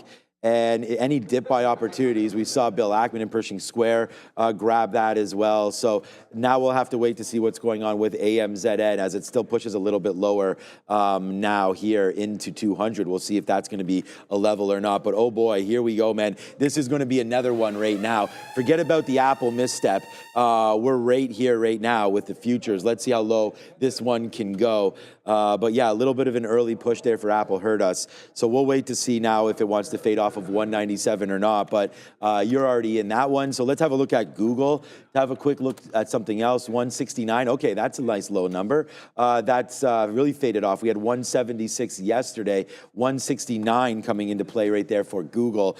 We could see if that wants to hold. We're already net short everything. So with the Qs. Maybe we'll just stay there and see if we can find some strength somewhere else. Raw stores got hit really badly yesterday off earnings as well. So yeah, that continues to go lower. Nice little bump up into the 200. Now getting cranked into those lows. I'm trying to look, man. The scanners necessarily aren't going crazy here yet. CoreWeave maybe, and I know you were on this earlier. That might break 100. Maybe could be a level there. 103. Oh, we've already come up from 100. So it bounced 100 already. Yeah, interesting plays there. But hey, man, we're making money now. We're putting some damage back on this board here. So nice little level there. Oh, you're in CoreWeave, so. Yeah, well, it's the $100 level wasn't a thing on the way back to the upside, but it was, I mean, to say that it was the low of the day yesterday in support, it just happened to be there at the close. So you can't really know if 100 was going to be support, and it ended up not being. I didn't get the 103s on the way down the first time when it tagged 101, but I just grabbed it here or in front of 103, like 102.88, whatever you can get on the spread. It just bounced off 102. I want to see it break underneath the volume weighted average price. It's a relatively tight stop here because the high is all the way at 104. So I'll give it to the quarter because if it fail breaks at 104, that's the big level to me. Yesterday's low. And I want to be only looking short, and I want to be looking short as long as we're underneath the 104 level on CoreWeave. So the market just wicked underneath the volume weighted average price. That's good. Oh, SMR. Yeah, SMR is really gone now. That's going to end up, it's going to end up being the bottom. You just know this is going to be the bottom wick, right? Like, of course, that's how it's going to be. So CoreWeave, Apple's now back at the volume weighted average price. CoreWeave's trying to work down, but SMR, yeah, that's gonzo. So you don't want to FOMO into like a breakout trade when that was never the plan of action. So I'll just have to wait. It'll have a red candle. It'll come back in at some point, and then we just have to look to join the trend there on SMR. It's absolutely fine. I'm assuming the other ones are going too. It's just SMR is the one we're looking at here. So, if you're in like Oklo, you're probably flying high as well. Look, man, we had a bad experience right there with Apple. We got stopped out at the high of the day. We just never got back in. So that really sucks. But good call there. I know Neil's back into that one a little higher than I am. But we put on some shares again. So there it is, man. It's not the dollar trade yet for Apple. It's a dollar maybe. Oh, Neil has a dollar right now in Apple. So that's a good move there.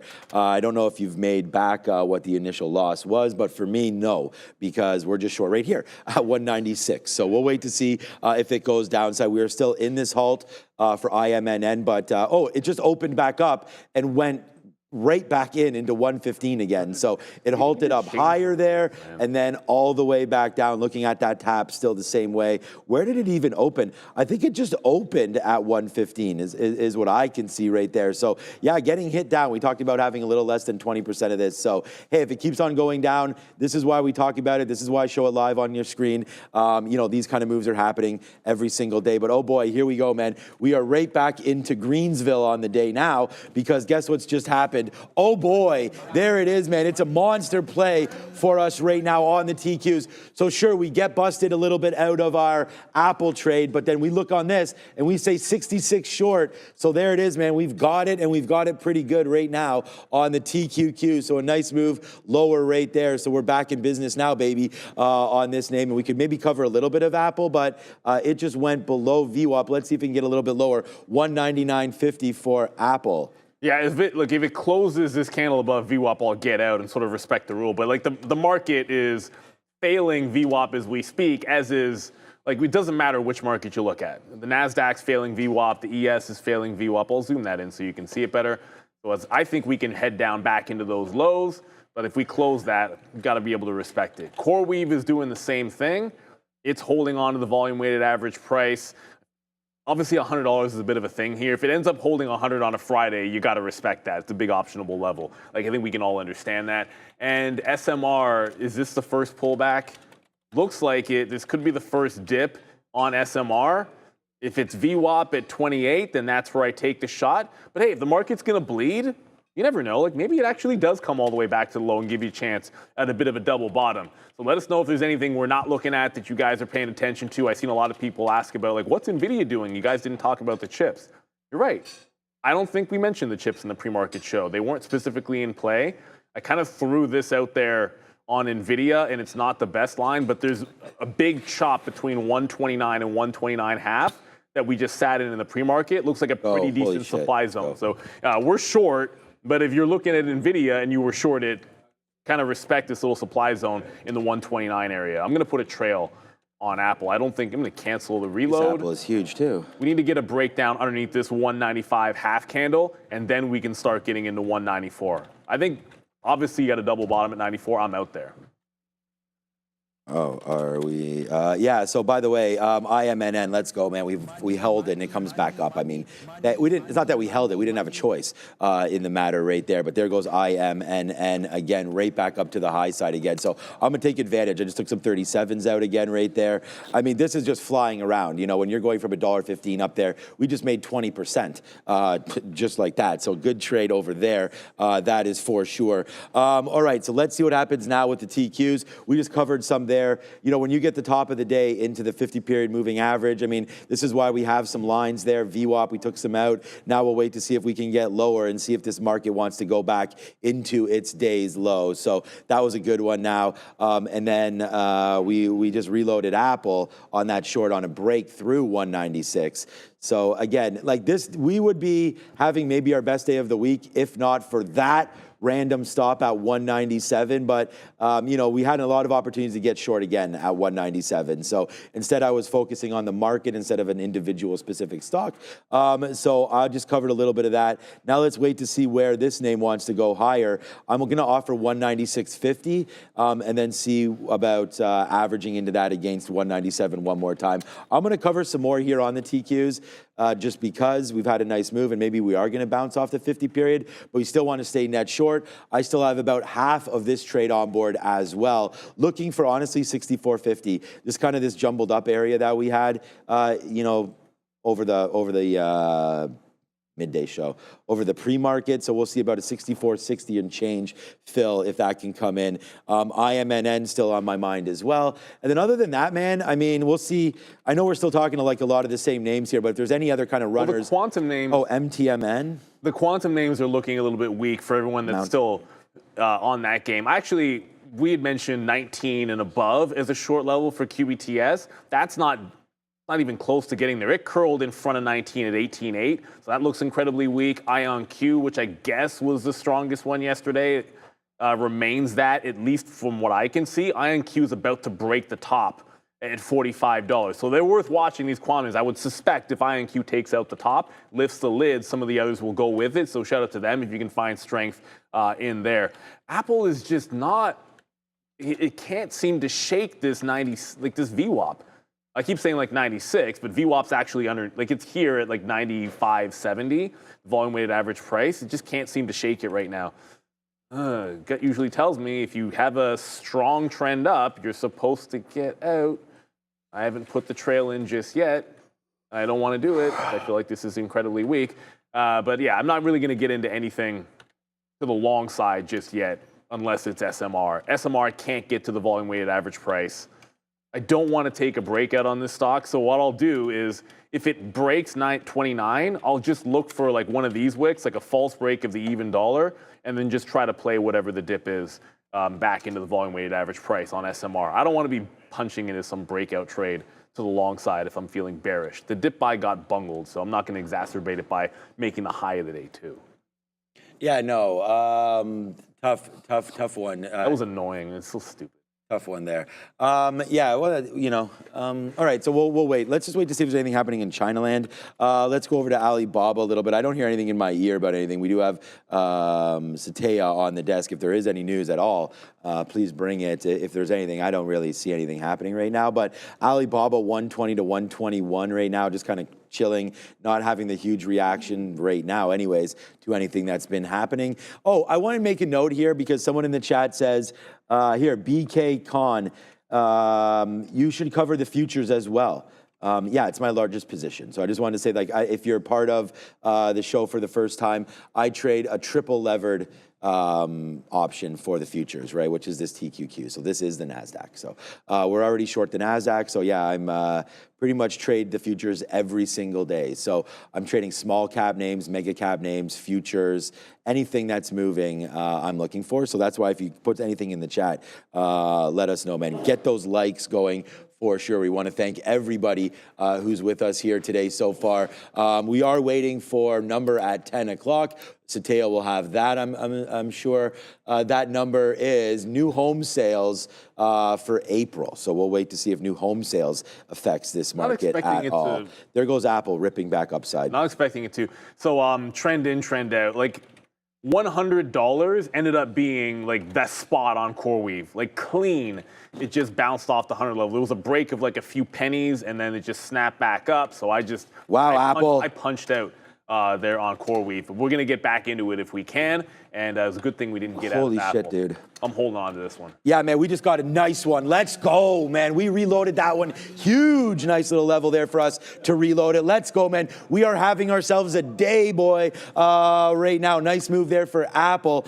We just got short right there at 196.50. And I looked over. I thought I was seeing the wrong price, basically, when I looked over at where it just dropped to. So I don't know what that was all about again. Like I said, Satay, if you're seeing anything, hit us up, because that was a pretty good move right there for Apple. It bang, $1 to the downside. And the futures, let's go, man. The futures are right here near the lows that we've been covering. So let's get some more out here as we continue to make new lows right now.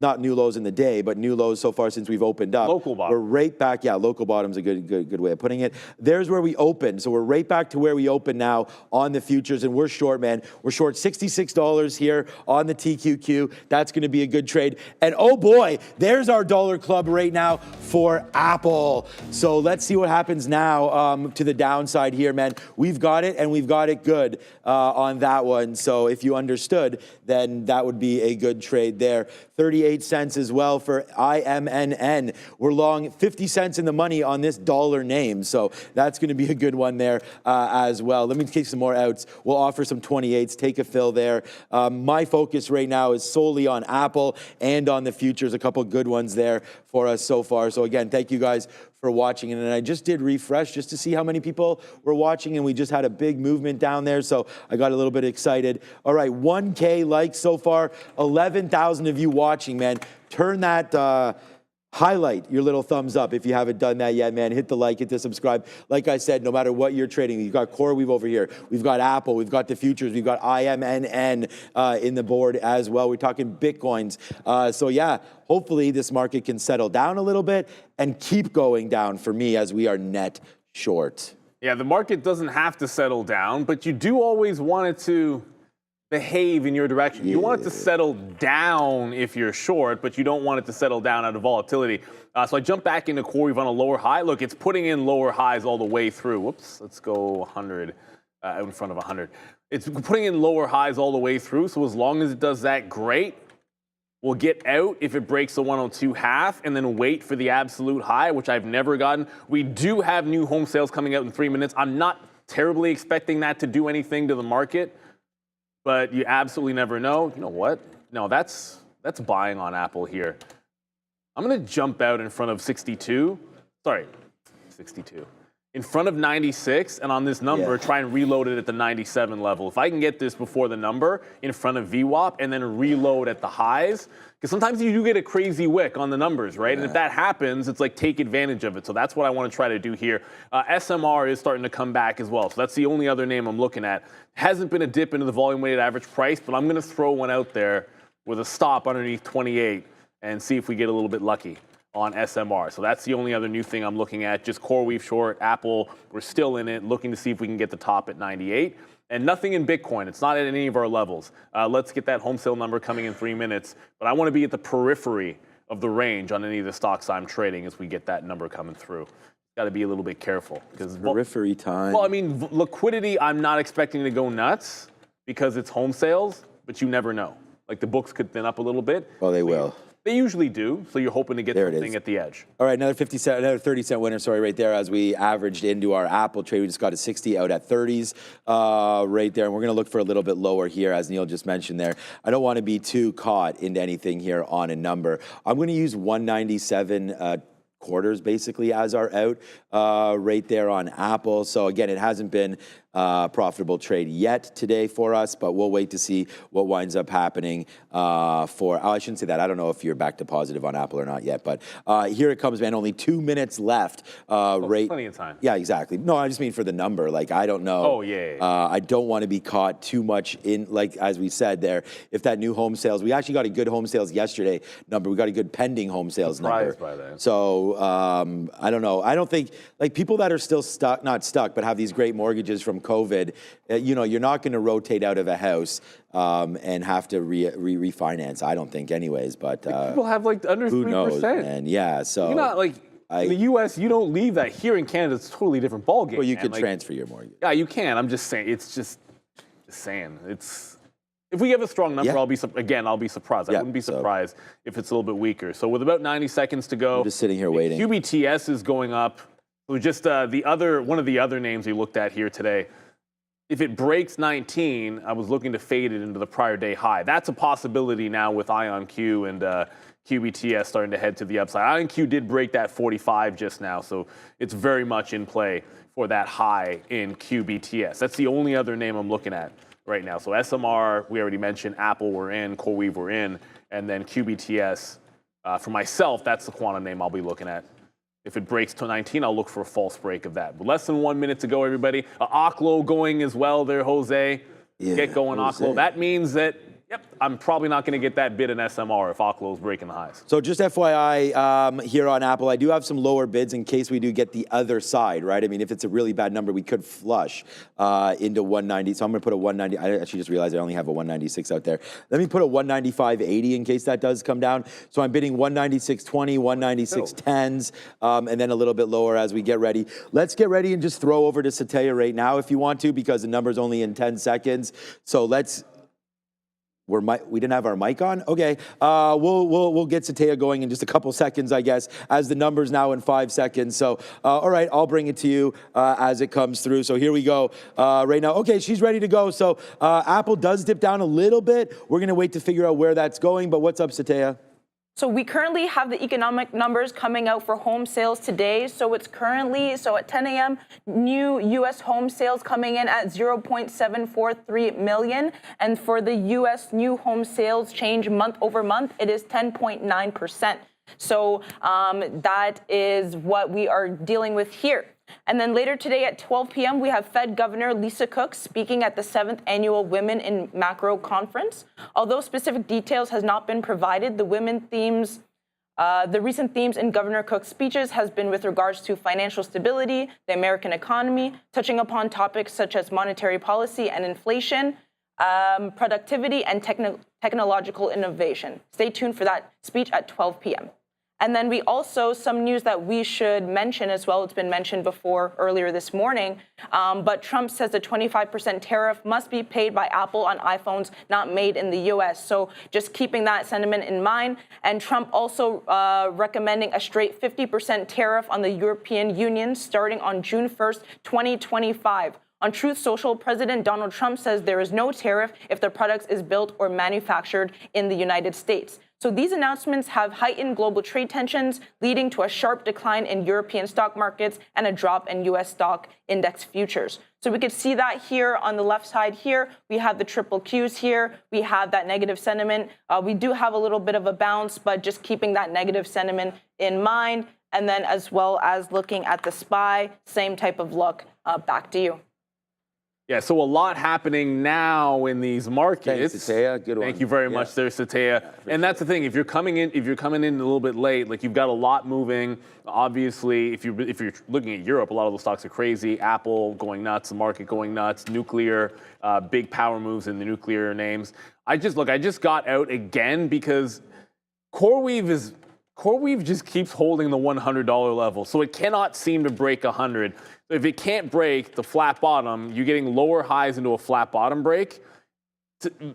Either you're taking it short further and further away from the 104 resistance I like, or I'm waiting for this to break down underneath the $100 level. So I'm going to back off of this, thinking that if we get strong, it's going to retest that top on CoreWeave. Go Apple. And I don't want to let's not get too frisky, man. I'm seeing some signs of strength out there.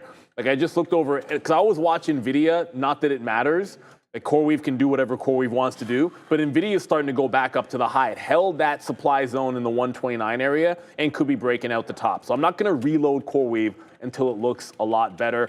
Apple, I didn't get filled in front of 197 on the number there. Looks like I missed by about 10 cents or so.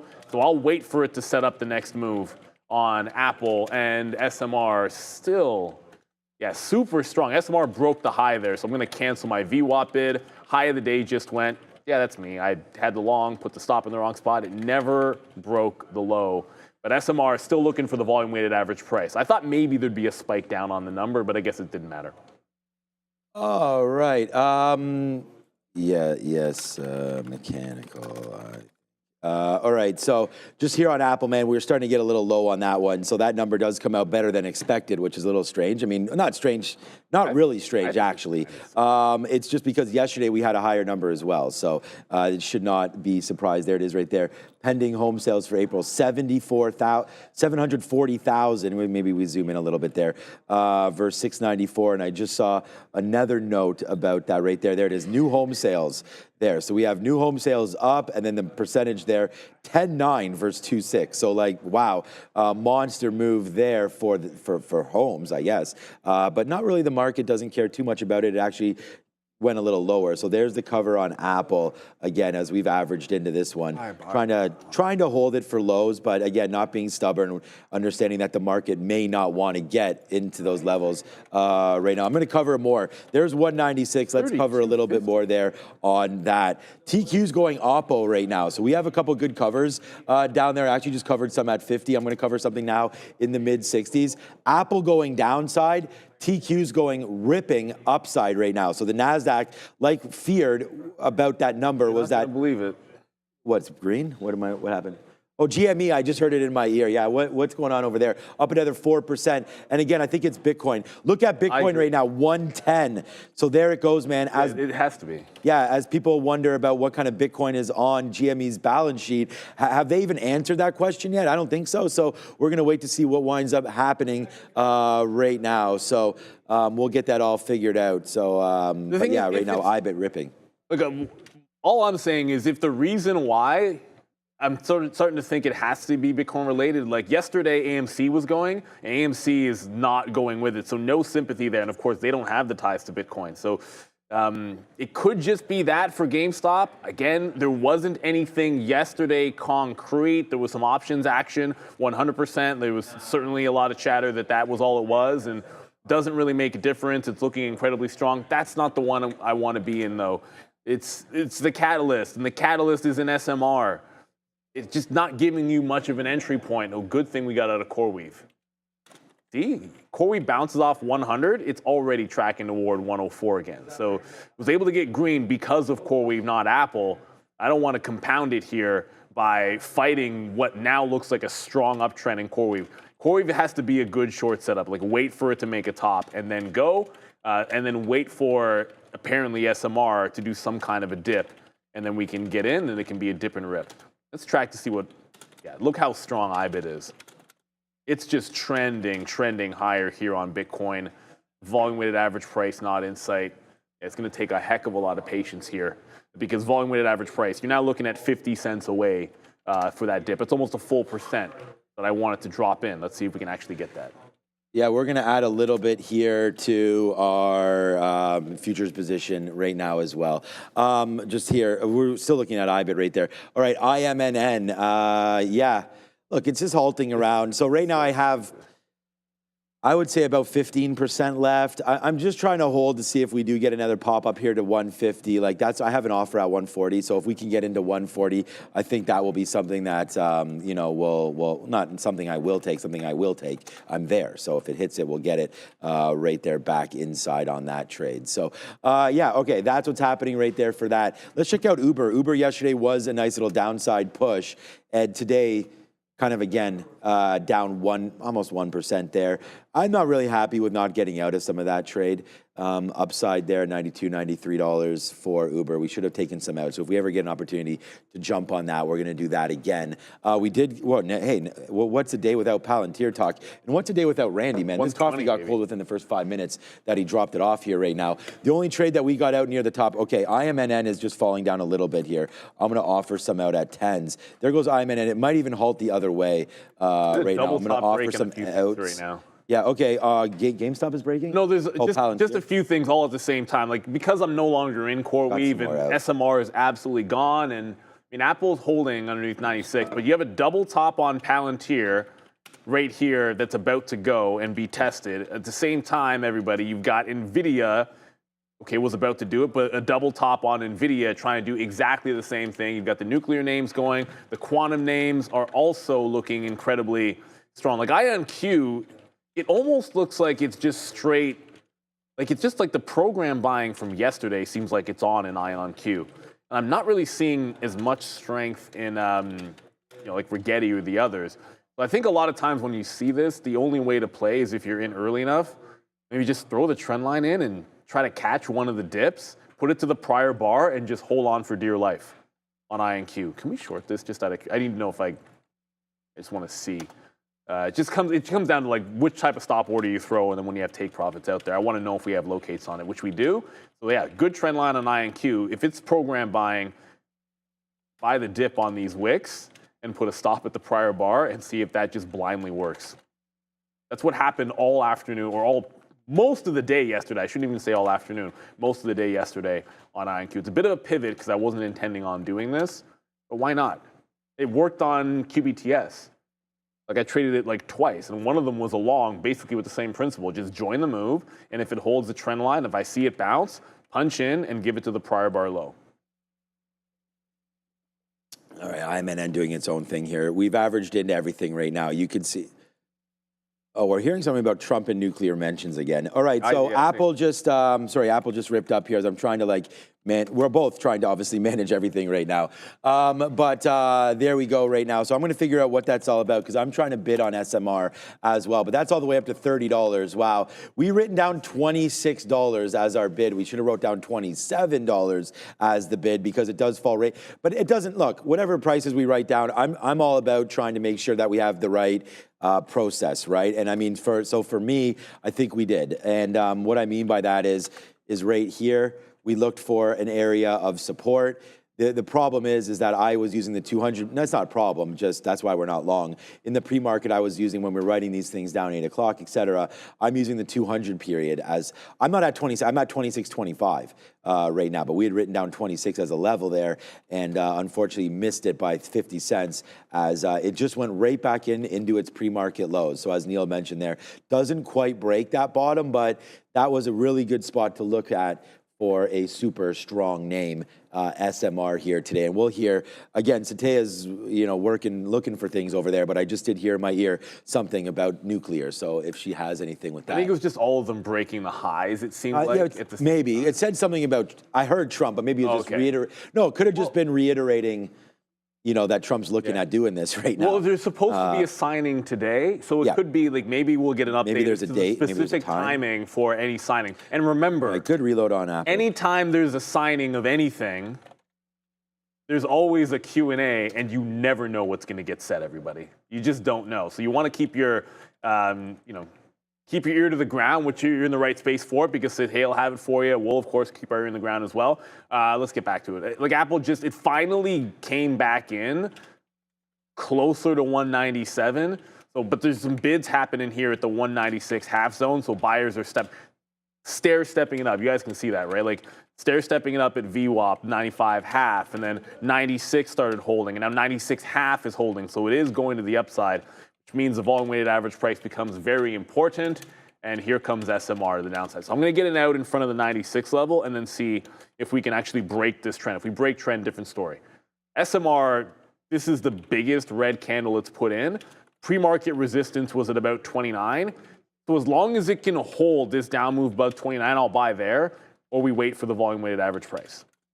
I'm looking for it to hold at 29 on the next couple of candles, and I'll be into SMR hopefully for the first time to the long side. I roll my eyes, and I'm joking. first time. No, I was in at that bottom, but I'm trying to get back in on the trend without actually buying the high of the day. 29 is the first place I'm looking. Watch out, Apple starting to come back into those highs. I'm going to get my bid out. Palantir did make that break, apparently. Yeah, right now, so everything's popping like crazy right here. This is what I mean. There has to be some stories here about this market right now because everything is starting to rip up right now. We're going to get crushed right now on all of these shorts. So S&P futures really popping right now. It's just probably breaking the high of the day. It just seems like pretty aggressive. So there it is, man. We get hit on Apple. Obviously, are you out of Apple? Not yet. There goes Apple, 197. Oh, there he goes. Just got. Sorry, I looked over. It's so weird. It might have taken a while for me too, but there goes Apple. It spits up through there. We got out. I'll just tell you the price that we're out on Apple. They're 34s. So we don't get the greatest fill, obviously, on that one because now it's right back in. But we will take the L on Apple today, as I'm sure we're both going to be red on Apple there today. Not to talk for Neil, but that was tough, obviously, when that makes that move up. All right, so we did average into the futures. So let's see if that one wants to come back down. 66.50 is our out right there. Man, what a disaster. I'd hate for all these shorts just to spit out like that, but Apple, what a piece of you-know-what. That's twice it did that to me. The only losing trades we have on today, you have it on SMR, the wick, we have the wick there on Apple, we have the wick again there on Apple, and I just stay true to what we've been doing, man, the futures. So that actually printing me down now. Some sort of pressure there relieved off my trade as we just got some 66 teens there on this move lower. So on this move higher, sorry, we just got a little bit out there on the TQs. So let's go. There it goes, back into the teens again. Let's exit some more on this trade just in case it doesn't want to go back down. But yeah, violent market here early. Look, we came in, the market was almost down 2%. Pardon me for thinking short, honestly, but what am I supposed to do? We're clearing out some more of this as it doesn't seem like it wants to get any lower, Neil. And yeah, good on Trump, man. I mean, this guy has been saying buy these dips. If you can get away with, I don't know, negotiating hard and having the market survive it, then I think it's a good thing. But when we look at levels like that, and I'll show you in a second, I got a great fill there through the 97 level. Phil? Like in terms, it's not a good fill because we lost on it, but it's a good fill in terms of execution. There was almost no slippage, but everybody knows. Look, slippage is going to happen to you. We've all entered orders, whether it's buy, sell, breakouts, stop outs, trail outs, and you get a price that's completely different from what you were expecting. That slippage can be painful. And that's going to happen when you're trading on an old or underpowered computer, and it costs traders a bundle. That's why our friends at Easy Trading Computers created the complete guide to trading computers. The guide shows you exactly what technology you need to succeed as a trader and to avoid slippage. Go ahead and scan the QR code or click the link in the description box to get a free copy of the guide. It's a free copy of the guide. It's a free copy. And if it helps you, it helps you. If it doesn't, it doesn't. Like I'm getting zero slippage here on Apple. I did get a reload back underneath the 97 level and was able to get some out right here at like 75. Scaling stinks because of that. We got like 25 cents and it ran the high.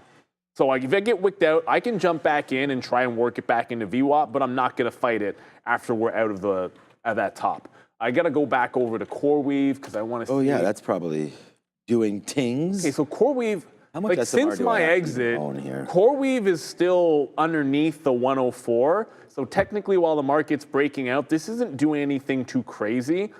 But remember, this has been ripping people's faces off for a while. So the fact that we're able to go 2 for 3 on it when the market's screaming, we'll take it. I'm not going to jump into this short because it's a resistance level. Shit. At this point, it's got to do like a mean reversion. Like what's worked for 2 days in a row now is to let it go into a solid uptrend.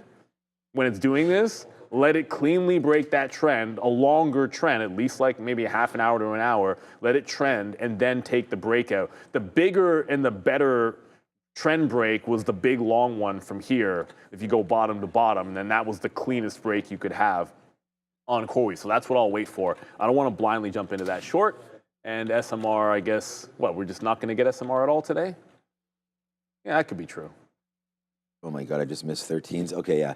I'm still on these TQQs right here, trying to figure this out. My wife's Atlas won't start in the driveway right there. It's going absolutely insane. Volkswagen said just to get a boost, but the thing is that my driveway's this way, and she's at the bottom. Oh, right. So I got to get someone with a booster pack. Yeah. All right, I only have $7,000 worth in my. we don't normally talk like that, but just a smaller position in my swing account for SMR. But we're up decently on it. So I was actually debating, I was just looking at my account to see about just getting out of it all, actually, right here on SMR. Maybe not all of it, but maybe half of it. We've already been up here a couple times, and I just felt bad every single time not getting out. Like, we could have just reloaded this thing. Like, wow, what a hot name. Quantum, nuclear, all hot names. And the thing is that most of the time, you kind of want to do the opposite of what I'm thinking about. And that is like, when you get the good news, you want to take advantage of that. It's like buy the rumor, sell the news. So when this bill or this executive order eventually ever gets signed, you may want to look the other way because SMR could be going back down into the downside. So I was just thinking about cashing something out here in and around $30, but we don't do anything while we're on the show. We just don't want that conflict of interest or anything like that. I don't think legally there's any problem with doing that, but we've decided not to do that. Again, we just don't want any sort of issues. And you know, the Jim Cramer goes like he buys a half hour after he tweets it out or whatever it is and things like that. So I'm going to wait. SMR could still go. I mean, I think it could break $30. So let's see if SMR can get going there to the top side. All right, Apple ate my lunch there for sure today, but we're still well fed, as you can tell here with the TQs. So we just got a 66 flat fill right there. So although we got stopped out of our Nasdaq trade with Apple, we're in the index right now with the TQs. They have not failed us yet. IonQ is losing trend. IonQ is losing. Okay, well now I feel like logging in and getting out of this SMR, but okay, I'm not too worried. That's the only reason I mentioned it. Oh no, IonQ is IonQ is the quantum. Yeah, I know. Oklo is the other one. That's my bad. In the timing of when I said it, you were talking about the other, which is nuclear. No, but if you're watching anything in the quantum space right now, IonQ is really losing the bid here. There it is, just dropped $1. Where is QBTS? At VWAP. VWAP break on QBTS. QBTS is breaking the trend. I'll nibble in. I'm eyeballing the trend line here. Yeah, okay. I just eyeballed the trend line to make sure that this was also breaking the morning trend. So I give this to 18. Ooh, that's a chase. Yeah, like 1865 is the out. You want the fills above the volume weighted average price in that particular case. So 1860 mid, let's just call it. But my fill's at 37. That's about a quarter, but that's not a great price. So the ad has to, can't add to this unless I'm getting something tighter to like the 50 cent level on QBTS. But I just saw IonQ take that bid out and break that trend. And it's like, yeah, we should be short in one of these. Oh, and by the way, QBTS was the one that got traded the most yesterday, and it's the one that we have free locates on. Yep. So why not, right? Like you can pay for IonQ here at Real Trading. You can just trade QBTS. So I'm going to add to this if we can get it at VWAP, but IonQ just lost the trend line for sure. Let's go up to Satea. Yeah. Hey, it's 10:20. Time for the small cap recap, everybody.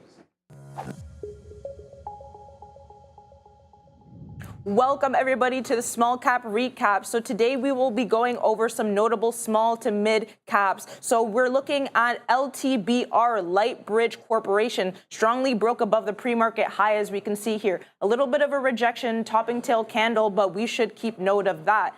Another ticker we should also look at is LITM, also known as Snow Lake Resources. The ticker has been up significantly in the pre-market, raising from $3.95 to $4.95. So we'll just go over here and show it, LITM. And so here we had a significant move in the pre-market. So we may see some of that volatility bleeding into intraday. So stay tuned, looking for either the break of the pre-market low or the break of the pre-market high. And then another ticker that we can also look at is ticker LION, Lionsgate Studios. So I'll just pull that up as well. Lionsgate. So Lionsgate Studios reported earnings after the bell yesterday. We can potentially see some volatility in this ticker due to reaction to earnings. Their earnings miss that they had yesterday, missing by 48.5%. So the estimate was the EPS was 0.40 EPS. However, the reported amount was 0.21. So stay tuned for that. Back to you. Thank you very much there, Satea. Appreciate it. Oh my goodness, CoreWeave. Yeah, when it decides it wants to turn, like it really turns. Like that. There is the trend breaking on this candle on a 3-minute. The bottom was like 103 to 101. Do not stop. Do not pass go. Like nothing. So I'm back to square one, which is the first short we had was off the 101 level. So when I say I'm back to square one, that's what I'm going to look for here. I only want to be short CoreWeave today. And if you're wondering, why would you ever want to be short the strongest stock in the market? Well, because yesterday it did that on the daily chart. So I just think that's a continuation play. And if it breaks the low, that's a continuation play. Well, I was about to say for me on Tuesday, but I'm not here because I'm going to Budapest. So yeah, this is our only chance to get it. I'm going to play back into the 101 level if we can grab that. The market is trying to bounce here. I'm going to show you guys NVIDIA because I saw a few people talking about that. This just made another higher low on NVIDIA. So here's what I wanted to show you. See where NVIDIA is bouncing right now? That's the low. Remember, we got the Trump truth, right? Tanked the market. It was the Apple truth, but it's tanked everything. Then you have the higher low at the open, where it bounced after the open, and just now off the volume weighted average price, all in the same spot on NVIDIA. So I'm going to save that because NVIDIA just got onto my list. If I'm going to be bearish, then we have to have a trend break, which we did on QBTS, but then QBTS broke the trend as well. It broke the trend and then came right back up. That's not the one. That was the trend from NVIDIA. So it broke the trend. When I saw INQ go, it was a bit of a chase, and I said I have to only add to it underneath the volume weighted average price, but that's a heavy bar. We took the breakdown, which you want to flush right away, but now I needed to consolidate here, like calm down, because I still think it's, thank you very much. I think it'll still be a shorting opportunity, but all of a sudden NVIDIA as well has got a very clean trend break. You're underneath the trend line. If we close underneath, I can jump back into this trade, but I don't want to hold it on that snap back up. So I'm going to stick with, we'll stick with QBTS. Obviously SMR, I mean, like, what are you going to do? That was a crazy pullback, and it's not really, hasn't really set up a good long opportunity off the volume weighted average price yet. And if you remember CoreWeave here, I'm trying to get this one underneath the volume weighted average price. So I still want to be net short this stock. Feels like it's incredibly weak relative to the market because we're near the local highs on the Nasdaq. Here we go. Breaking up, this is breaking down. So I should still be net short this, even though we just got out the last time around these levels. Maybe I should be shorting this under $100. I'm not there just yet. I still want to try to get under the volume weighted average price. CoreWeave, I think it's its day to fall. No, NVIDIA is still going higher, and this is dropping lower. It's a short all day. I just want to, before we run this, I just want to show you one thing here. Like Nasdaq came right into the 50-period moving average, so we got to, you got to cover when things like that happen, or else some things like this happen. So I didn't cover everything, not even close, but we are at about half, out about half of our position. But it's looking not good right now as we come right back here up to the upside. A quick little reload and then an out if we do break above 66.50, which is that high of the day, which we almost broke. So we'll wait to see if that wants to hold right now. But hey, look, if you do scan that QR code below, you can get into Trade the Pool, and they're redefining what risk means for traders. No more risking your life savings to prove yourself. They give you access to over $200,000 in company capital to trade real stocks, no CFDs, and your downside is limited to the one-time fee that starts at just $47. And you can get even a better deal with the 10% off code right there by scanning that QR code. That means no blowing up your personal account. You get to trade with serious buying power, all while knowing your loss is capped at that $47. All you need to do is pass the evaluation. That's it. You get funded. Make sure you do scan that QR code, as we had just mentioned, to get on board with Trade the Pool and let them know you're coming from Trader TV Live. All right, well, today, if you've taken some of the trades that we've given, then maybe you might not be getting funded unless you were long there today. But right now, the market is almost, I mean, we're now back over that 1% level there, now down 0.93. We just got a little, we just talked about reloading a little bit there. So this could still blow up in my face, that is for sure. We're short right now at 30s. Let's take something out here if it comes back into the low 20s again, just to make this risk, try to make this worth it a bit. Then something else again in the teens. But right now, a little bit worried, obviously, as this NASDAQ trying to figure itself out. And look, man, we've just bounced. Okay, there we go. We get some levels out now. Okay, that was a good reload. That is for sure. Hey, man, we're going to be happy about that one as that's coming back down in. But we're not getting that, there it is. We're not getting that complete collapse. But if we do get back into the 50-period moving average, that we are going to cover more than we did the last time. So So there's another out right there at 15. So, I mean, I'm sort of trading as I preach here a little bit, taking off some value as I'm going to take another 13 here. Look, there's one thing, and it's Neil's line, but I mean, it's a good one there. We don't want to stay wrong. And if we've been sort of going against the trend here today with all of these shorts, you need to reward yourself. And it's a monster trade. Like, I'm down more on Apple than I'm up on the TQs right now. So your boy's going to be red, obviously pending on whatever happens right here. But, you know, right now we're temporarily red because we took more of a hit on Apple. And I feel real stupid about it just because, and again, it's what traders do, and I do it all the time too. You know, it blew through the 196 level that we had written down. So I should have stopped trading it at that point. But we did wind up getting a nice downside play there, but we kept on bouncing off of VWAP here on Apple. So like the market was telling us, we're not going underneath the average price, which is what VWAP is. So if you're not going beneath it, then you're only going long.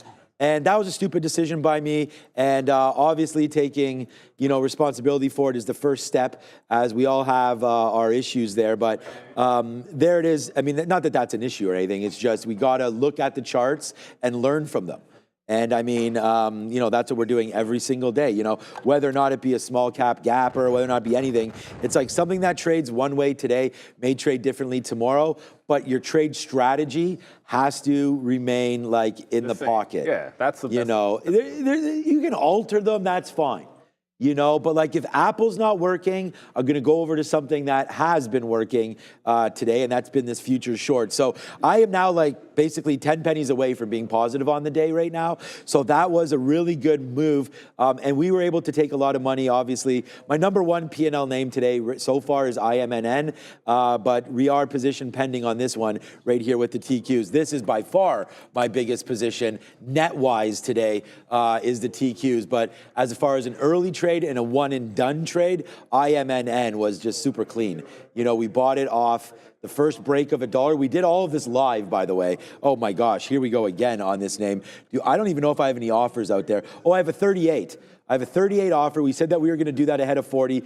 So let's see. It just bounced off 35. Let's see if we have an IMNN trade right there. But another out for us down here at the 50 period. We said we'd get out of a significant piece if it fell back in. So we're doing that right now on the TQQs. Let's hope we get a nice downside play there on that one. I haven't looked at NVIDIA today or Tesla or anything. So maybe we have a look there. I mean, I have NVIDIA up because I think if you're trading CoreWeave, you want to have NVIDIA up just in case. Like, if I see something stupid to the upside on NVIDIA, maybe don't be sitting on the offer of CoreWeave. Like, that's the idea. Right now, yeah, Apple just, again, Apple's not losing at 97. No. But QBTS, just quickly here, it took a trend break from the open. But really, when you have a bottom like that on news, I should have drawn the all-day trend line, which essentially, when you sober up and have a look at this for real, all it did is bounce off the trend, and I took the steep one short to get stopped out. No, now there's an all-day trend line that if it breaks that, fair enough. And why am I going short unless it breaks that line? So QBTS, that's what I'll wait for. CoreWeave, I'll see if I can. I've now adjusted to trying to get it underneath $100. Like, as far as if the market's going to hold higher lows and this is going to consolidate underneath yesterday's low, then I want to be short under the $100 level here on CoreWeave. I'm watching NVIDIA pretty closely as well. SMR, I am on the bid trying to get SMR. Oh, no, let me just cancel that. See, when you miss, and it's right back at the high, so I'm just going to cancel that. Yeah, SMR is the one that's going to get me. No questions asked today. Like, I'm down slightly more on Apple than CoreWeave, but the reality is I'm down on a stock that was literally the best trade I could have had today was on SMR. That's unfortunate, but it happens. You just get back on the horse, try to catch that next dip, and go to Satea for the crypto look. Mm-hmm. Let's go 110. Oh, wow, back to 110. What is up, everybody? You guys know that I love crypto, so today we will be getting into Bitcoin and Ethereum. So we know within the last 2 days that Bitcoin has hit all-time highs around that 111, 112,000, depending on the platform that you're using, mark. And we are seeing a little bit of a retracement here, but not to worry. I do think that overall we do have a positive sentiment But the levels that I would be watching for in this yellow median here around this $105,000 level, I would be looking for a little bit of a pullback there, looking to accumulate for the next leg up. But a conservative level that I'm also looking for is around $100,000 for a potential dip buy opportunity as well. So 105,000, 100,000 is the key pivotal levels that we really need to pay attention to. If you really want to see whether it's going to break out from above this all-time high or stay within the range, I would say if you're wary, I would wait for around this 114,256 level. Hopefully, if we exceed that, then we continue higher. I could see this going to around 118, 120,000. Maybe taking a little bit of profits off the top, maybe around 18, 19K, maybe not necessarily looking for that psychological level of 120,000, because if you're greedy, you may not get it. So let's just pay attention to that. And then just looking at the overall market, we'll look at Bitcoin and Ethereum. So we can see within the last 24 hours, it seems that people are taking a little bit of profits. Bitcoin down 1.1%, Ethereum down 2.7%. But don't you worry. I think that just give it time. And for those long-term hodlers, keep holding. Back to you. Yes, keep on hodling like we all do around here because, hey, holding is life. And, well, I don't know if holding is going to be life on SMR. We'll see if the nuclear names are going to be just as good. This can't break $30, everybody.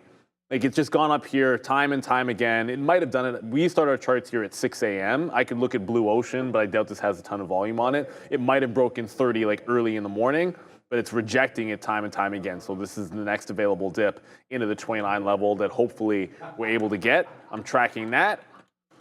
And QBTS for a trend break.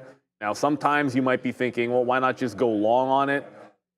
I just think when you have, and ultimately when it broke the trend yesterday, I think I had this trade and it only gave you like 30 or 40 cents. That said, this is now a double top and a much more like closely followed trend line with I think a lot of room underneath because 17 seems like an obvious spot this could go to. Like that's $1 change potential on that short trade or you're long into overhead resistance. I'm just going to wait for QBTS to break this trend line and I'm going short. IonQ, if you're watching, I'm jumping from one to the other. I get that.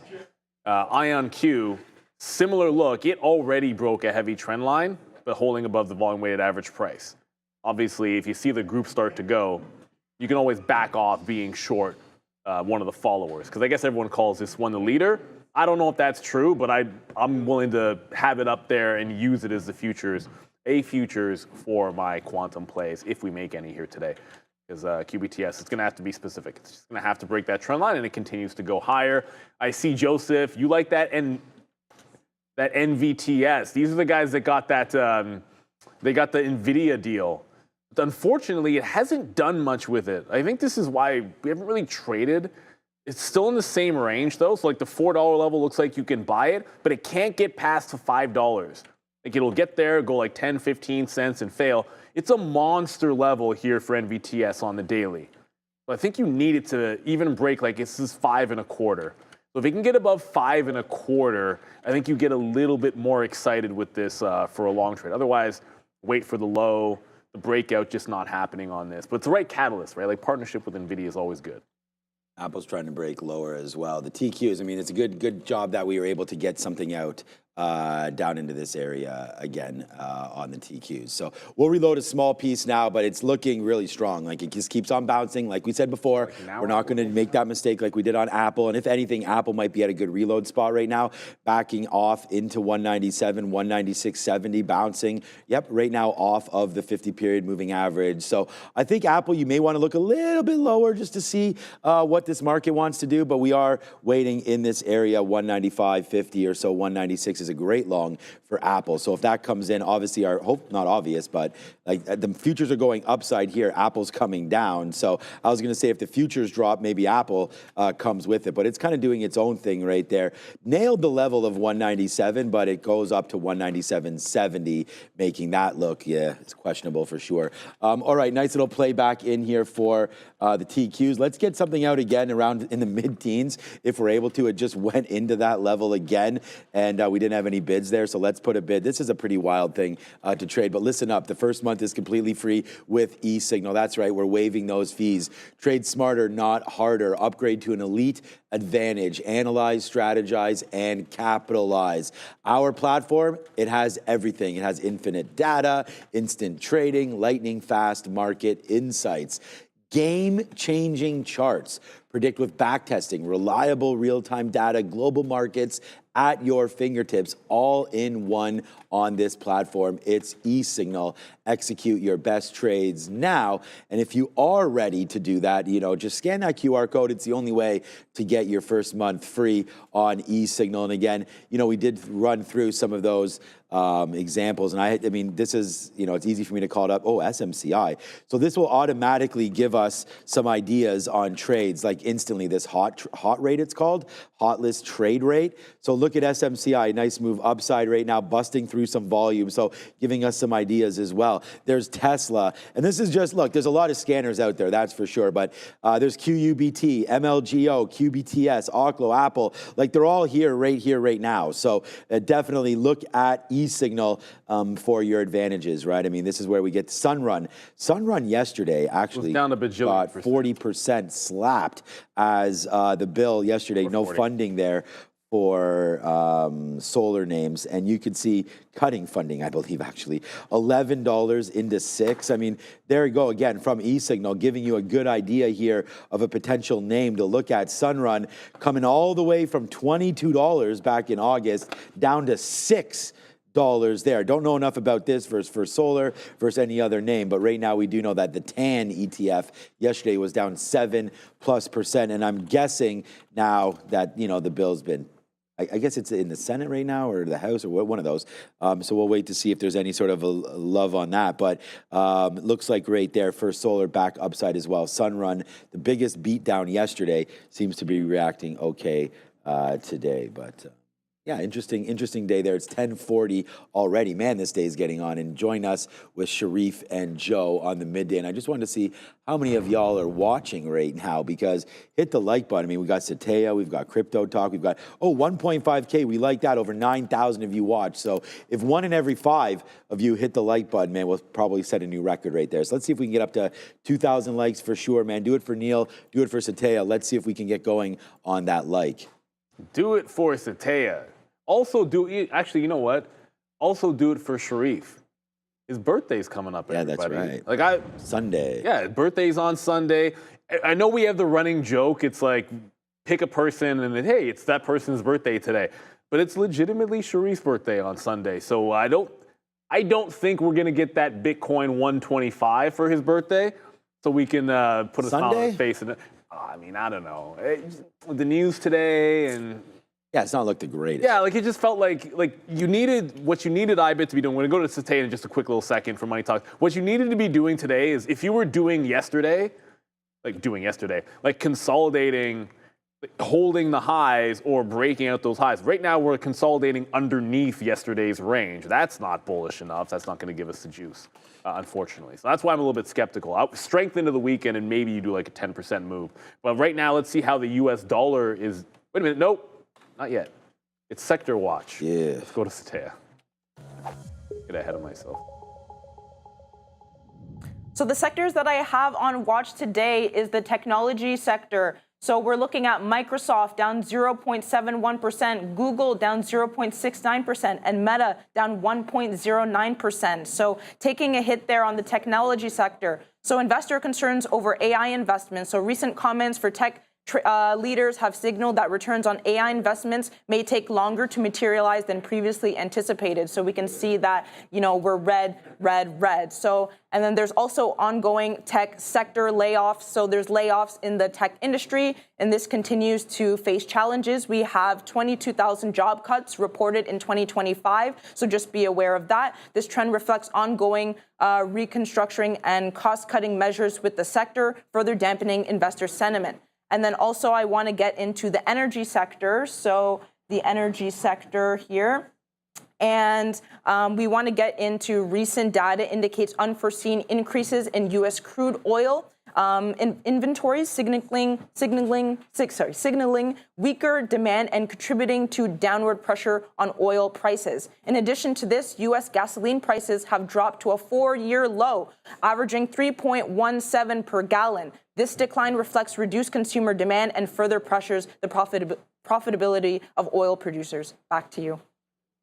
Thank you very much, Satya. And two things just happened. One, Corey broke the top again. Well, okay, no, for the first time. Okay. It broke the top just now. I did have the short on the curl, and some people have been saying this week, don't trade without stops. What? Or trade without stops, I should say. That was on the break. It may end up, even if it wicks in, I'm not taking the wick top re-entry on CoreWeave because the high is 105.60. So to re-enter the short and give it to the high would be giving it $2, which is a little bit insane. I'm absolutely not doing that. That said, that was the level we're looking for, was the 104. And now that you've breached it, I can be patient.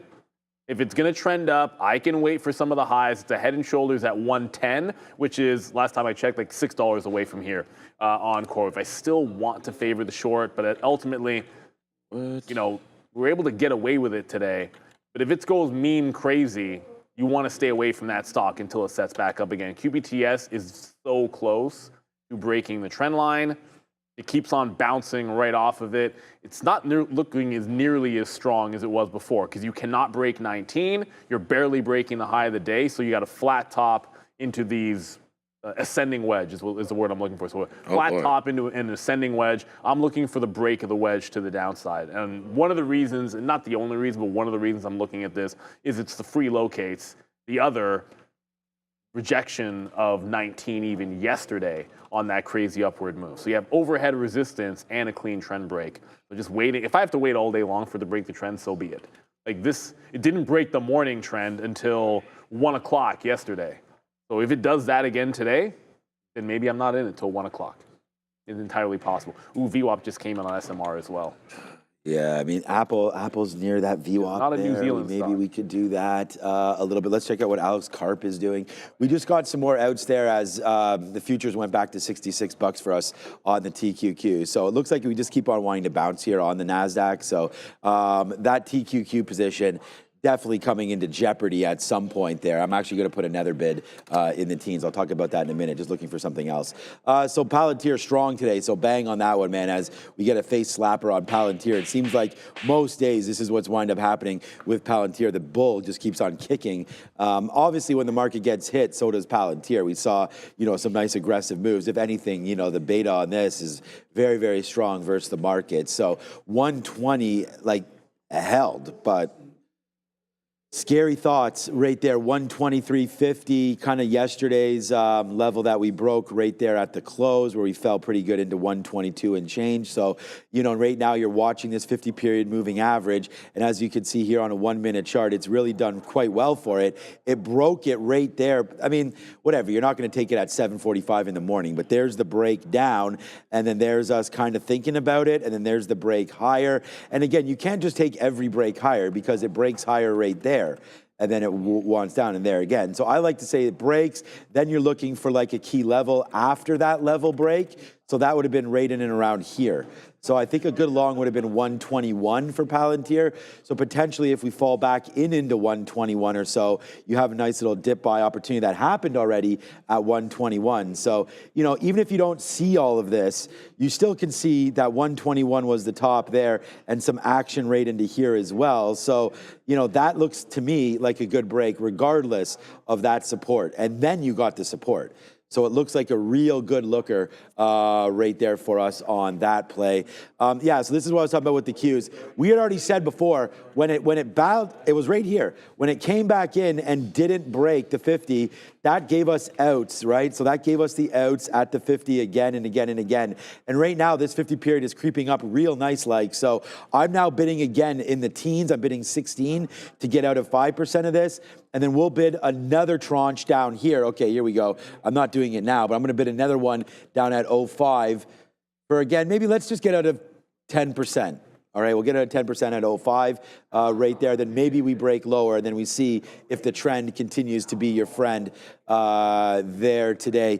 The banks today, I mean, the whole market's down 1%, so JP Morgan takes out 260 there, but still a little bit better, looking to break higher. We talked about some of these high breaks possibly there today. I'm not sure there's going to be enough action in this market right now on some of these names, but JP Morgan looks like it wants to hold, right? Looks like it wants to hold this 258. So, you know, a nice play right there for JP Morgan, trying to give it a couple seconds here. So, yeah, good job there on some of the trades, but looking for some more love. If there's any other names, I mean, Tesla, uranium is up. Ben, we have a super chat. Okay, what's up, Ben? Ben wants to talk about, I almost said Tesla because you said it, NVIDIA and Tesla, they're both on here. Thoughts overall on gaps on the daily chart and their influence effect on price movement to refill them. NVIDIA 118, Tesla 308 gaps concerning for your long. Yeah, I tend to agree when you get a little bit bearish, you get really concerned about those gap fills. First things first, NVIDIA is testing the all-day trend line right now. As you can see, it could break any second. I was on the stock anyways. There's a line that people say all gaps get filled. It's obviously not true, but in a certain sense, you're just going from supply zone to supply zone. And it's been a very good rally. Like if I was swing trading NVIDIA dip buys, which I'm not, it's a long-term holding for me that I'm not getting out of. The 130 breaks, and outside of it coming back into some of these like 123 or 120, I guess it's more like 122, you got the 200 period moving average. Like I usually expect that's where I would be looking to first buy the dip because people look for previous support levels, previous supply zones. So yeah, I would be concerned. But that's a big if. Look at this candle right now. If we close above 130 on NVIDIA, well, it broke that bottom. Did we fill in the gap? No. We're still closing above as of right now. We're trending back to the upside. If we end up closing today on all that negative stuff, getting back to 133, I'm going to sneeze in a second, back to 133, that turns into a bullish candle, everybody. That means the day's not done yet, so don't at me if this doesn't happen. But I'm just saying, like, it's a bullish candle if we take bad news, hold the prior support, not fill in the gap, and then we can presumably head right back into the top of this range. So that's what you got to deal with it as you see in front of you. Like I'm drawing a trend line for a short, and as you can see, like all the other shorts, like where's it going? Up, up, up, and away on NVIDIA. So while that's happening. The whole market's blasted. Yeah, while that's happening, SMR off of VWAP. What about a high? Like we just broke 29s on SMR into the volume weighted average price, a little bit better than my last. I'm rolling my eyes because I'm not going to live this one down on SMR. Like it was right to our level at 27. I still managed to screw it up. So hopefully it's unable to break the $30 level right now. So it's in a 28.5 and it's trying to get to 30. I'm going to get out. This should be on the north end of 29.5. So I'll put an offer in like the 2/3 and see if this can break the $30 level. If it breaks 30 and you let it fly here on SMR, but to just finish the thought on NVIDIA, I think this is looking incredibly bullish if it holds on to this trend line. And if it breaks it, you could still hold here 129.75, 130 and look pretty good on the daily chart. So we're not at that point of, I think, concern just yet if you're in a short-term swing trade, but everyone's risk is their own. You have to know your own time frame on a trade, a swing trade, or a long-term investment. For myself, none of it concerns me because I'm thinking years in NVIDIA. But if I only want to hold NVIDIA for a couple of days, then yeah, if you're in the profit from those recent dip buys down in like I don't know, it could be here at like 112 or maybe you're in like the 90s. Yeah, like if it closed underneath 130 and I was swinging it, I'd probably get out something. It's been a great rally. Like you're up 50% from the lows, you're up 30% from the local bottoms. Nothing wrong with taking profit. Just know your own time frame is all I would say. Let's go to Satya. What's up to all my Forex traders? So today we are going to go into the US dollar index, the DXY. So nothing too crazy happening. We are off the highs significantly from the beginning of the year in January. So we're currently around that $99.30 mark. So I drew this downwards trend line just to show that we are in this downwards trend channel. And then we also have this green line here kind of showing that when we approach these levels around 97, around 102, around these levels, we start to see a little bit of a bounce. But just keep in mind here that we do have resistance around 101.87. So just keep that in mind as well. And then $100 being the pivotal level. Back to you. I think it's showing. We're just We should have bet more. We're looking up our bets over there. Yeah, well, we meant to bet more. Yeah, I totally on forgot. that game last night for OKC. So, yeah, it's 10:52. We'll do lunch in a minute. Her mic is still on there. Andre, thank you so much for that. We may be positive. I think it's still on, Andre, her mic. All right, so 65.95. We just got a nice little fill there again. Let's see now if we want to crank lower, man. We're on this name. We're on the futures. Let's make it something special. We're hopefully going to go green for you guys here this afternoon or this morning. We just need the TQs to get down just a little bit more, breakthrough VWAP. If we can get anything like that, it's going to be a good morning for me, green, but not a huge morning, just green. So that's always good when you can stay on that side of it. But let's go. Nice little downside play there. IMNN, we're at 10%. We're at less than 10% now on IMNN. That fill was there. We were waiting for 38s. We didn't get it. All right. Neil's going to go. Then we're going to come back and figure out what's for lunch. Yes, sir. Because as we were talking about, everybody, if you're looking for unbeatable odds, then ProfitX it's it.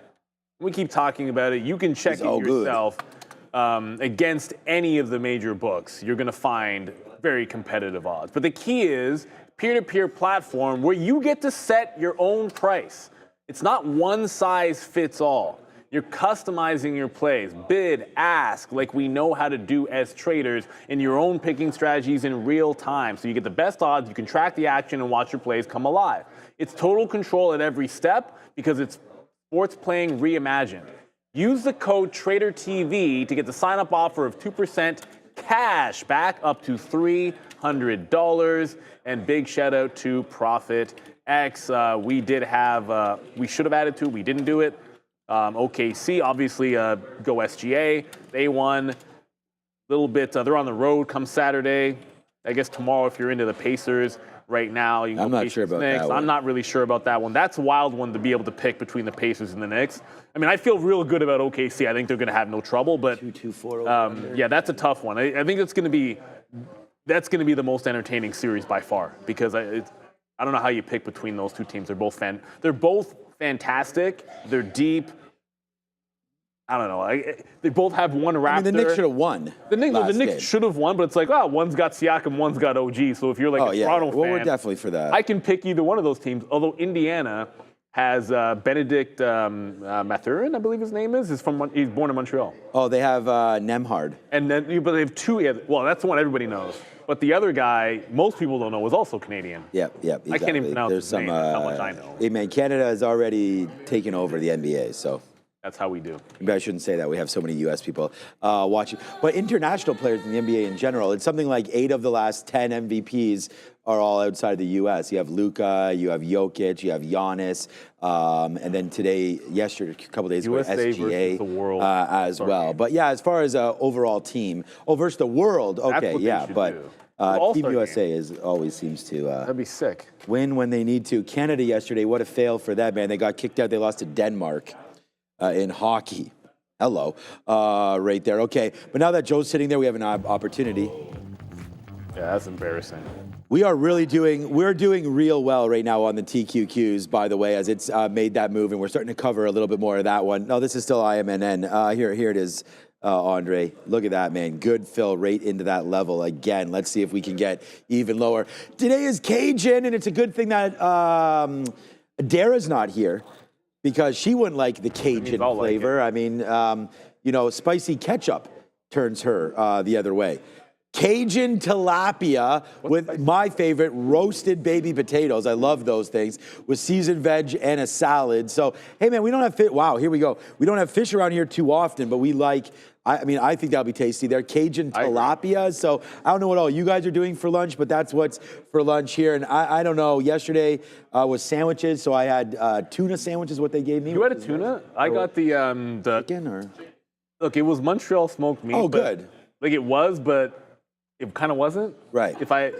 No, I get you. Like here's my thing. Covering like, more, let's there's go. a certain degree of quality mustard that needs to be on a Montreal Oh, yeah, smoked you've meat said that. sandwich. You've said that before. And if you don't have that, then it's not Montreal smoked meat. So that's all I'm going to say. It was delicious. I'm not hating on it. It's just like, it's not how I would do it, but yeah, to each their own. We only have 3 minutes to go here. Whoa. 3 minutes to go, not imminently. So two things. First, I'm going to go back to SMR because NVIDIA will not break this trend line, and it's annoying because I'm going to short that the second it does. But I think this is the last salvo at VWAP on SMR. Like it just bounced. You're getting lower highs. As a matter of fact, I'm going to take a leg out here because I think you're breaking down. And if I look at this, like you broke trend there, and even if you're being snooty about it, you broke trend there, and it's consolidating under the trend line either way, and you've got resistance. So yeah, I'm going to get out of this thing. I have a stop underneath the 50 level, but NVIDIA is the other name that, oops, go from a New York stock and type it too fast to a Nasdaq, that's what happens. So if this breaks the trend line, we're jumping into NVIDIA. It's still pressing the top, but it cannot break the top. This trend goes from the pre-market lows all the way to the current high. So the second NVIDIA breaks out this trend, it's that and it's QBTS, which has a similar one there, but it keeps bouncing off of it. I took one short on this stock, but it hadn't even broken. I just took it at VWAP. We're going to wait patiently for these to reverse the trend and then just take that one shot in, and hopefully we get it nice and clean for sure. Crypto Millionaire says, goes to show you only need a trend line and VWAP. I don't agree with that. You need whatever works for you. That's the best way to put it. Maybe you like Fibonacci. I say this every time. Maybe you like Fibonacci's. I don't, but you might. Fibonacci's, I'm being... Come on, Neil. Apparently, I'm supposed to say Fibonacci's. Look, man, maybe that's what you're into. Moving averages are fantastic as well. RSI, like it, whatever works for you, man. It's Joe likes to look at some of those big, put walls, call walls, like big levels on options. Like that's all that really matters. Like I don't care. Like I don't care what indicator is going to work on a given day as long as it works. So SMR, I'm going to hop on out of it. No matter what the result is on SMR for me today, I can't live this one down. So ultimately, I get a little bit back, but I like this a heck of a lot more at the bottom, and I had the perfect entry and managed to bungle it. So regardless of what happens today, you just got to be able to move on. I think you could fill that gap into the low where I would take another shot, but for the next thing, it is going to be, NVIDIA is really riding this to this trend line. It's almost a matter of time before it breaks. All right, I know it's been a tough morning for sure, but right here, though, we're going to go green, thankfully, finally. It only took till 11 freaking o'clock right there, but finally the TQs does come back in. And again, man, this is why just watch the stock, make sure that you have your levels. And if this blew up, man, we are going to get stopped out, right? Our stop out is 12 cents away. We now have 65 cents in the money. So like we are getting stopped out if it broke 50, right? We're short here at 38. So let's give it 13 cents to win 70. I mean, this is kind of what we're trying to do and trying to hold on right now. I have more than half left.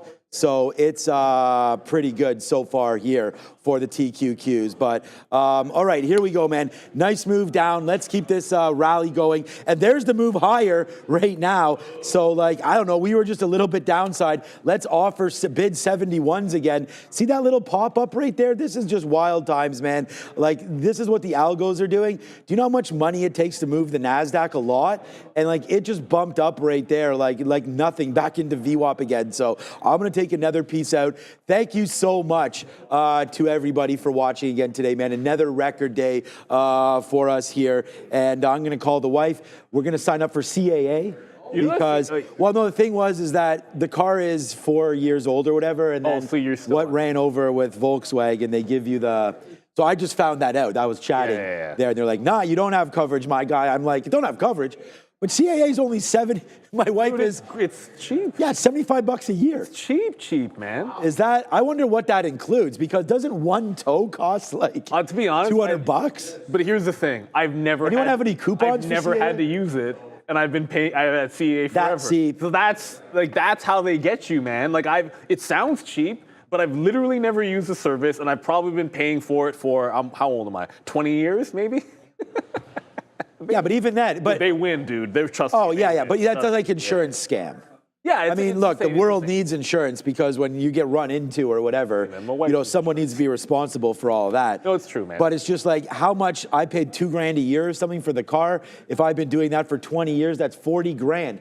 I don't even have one claim. Never had an accident. Never had a speeding ticket. Nothing like that. Yeah, no claims whatsoever. Investing in yeah, that's why. I mean, that's why I'm buying some Burke B. Yeah. Every time it goes down. Or you could buy some Doug. Or you could buy some Trader TV Live coin. What is Doug? Oh, Sharif's in Doug. Oh, Sharif's in Doug.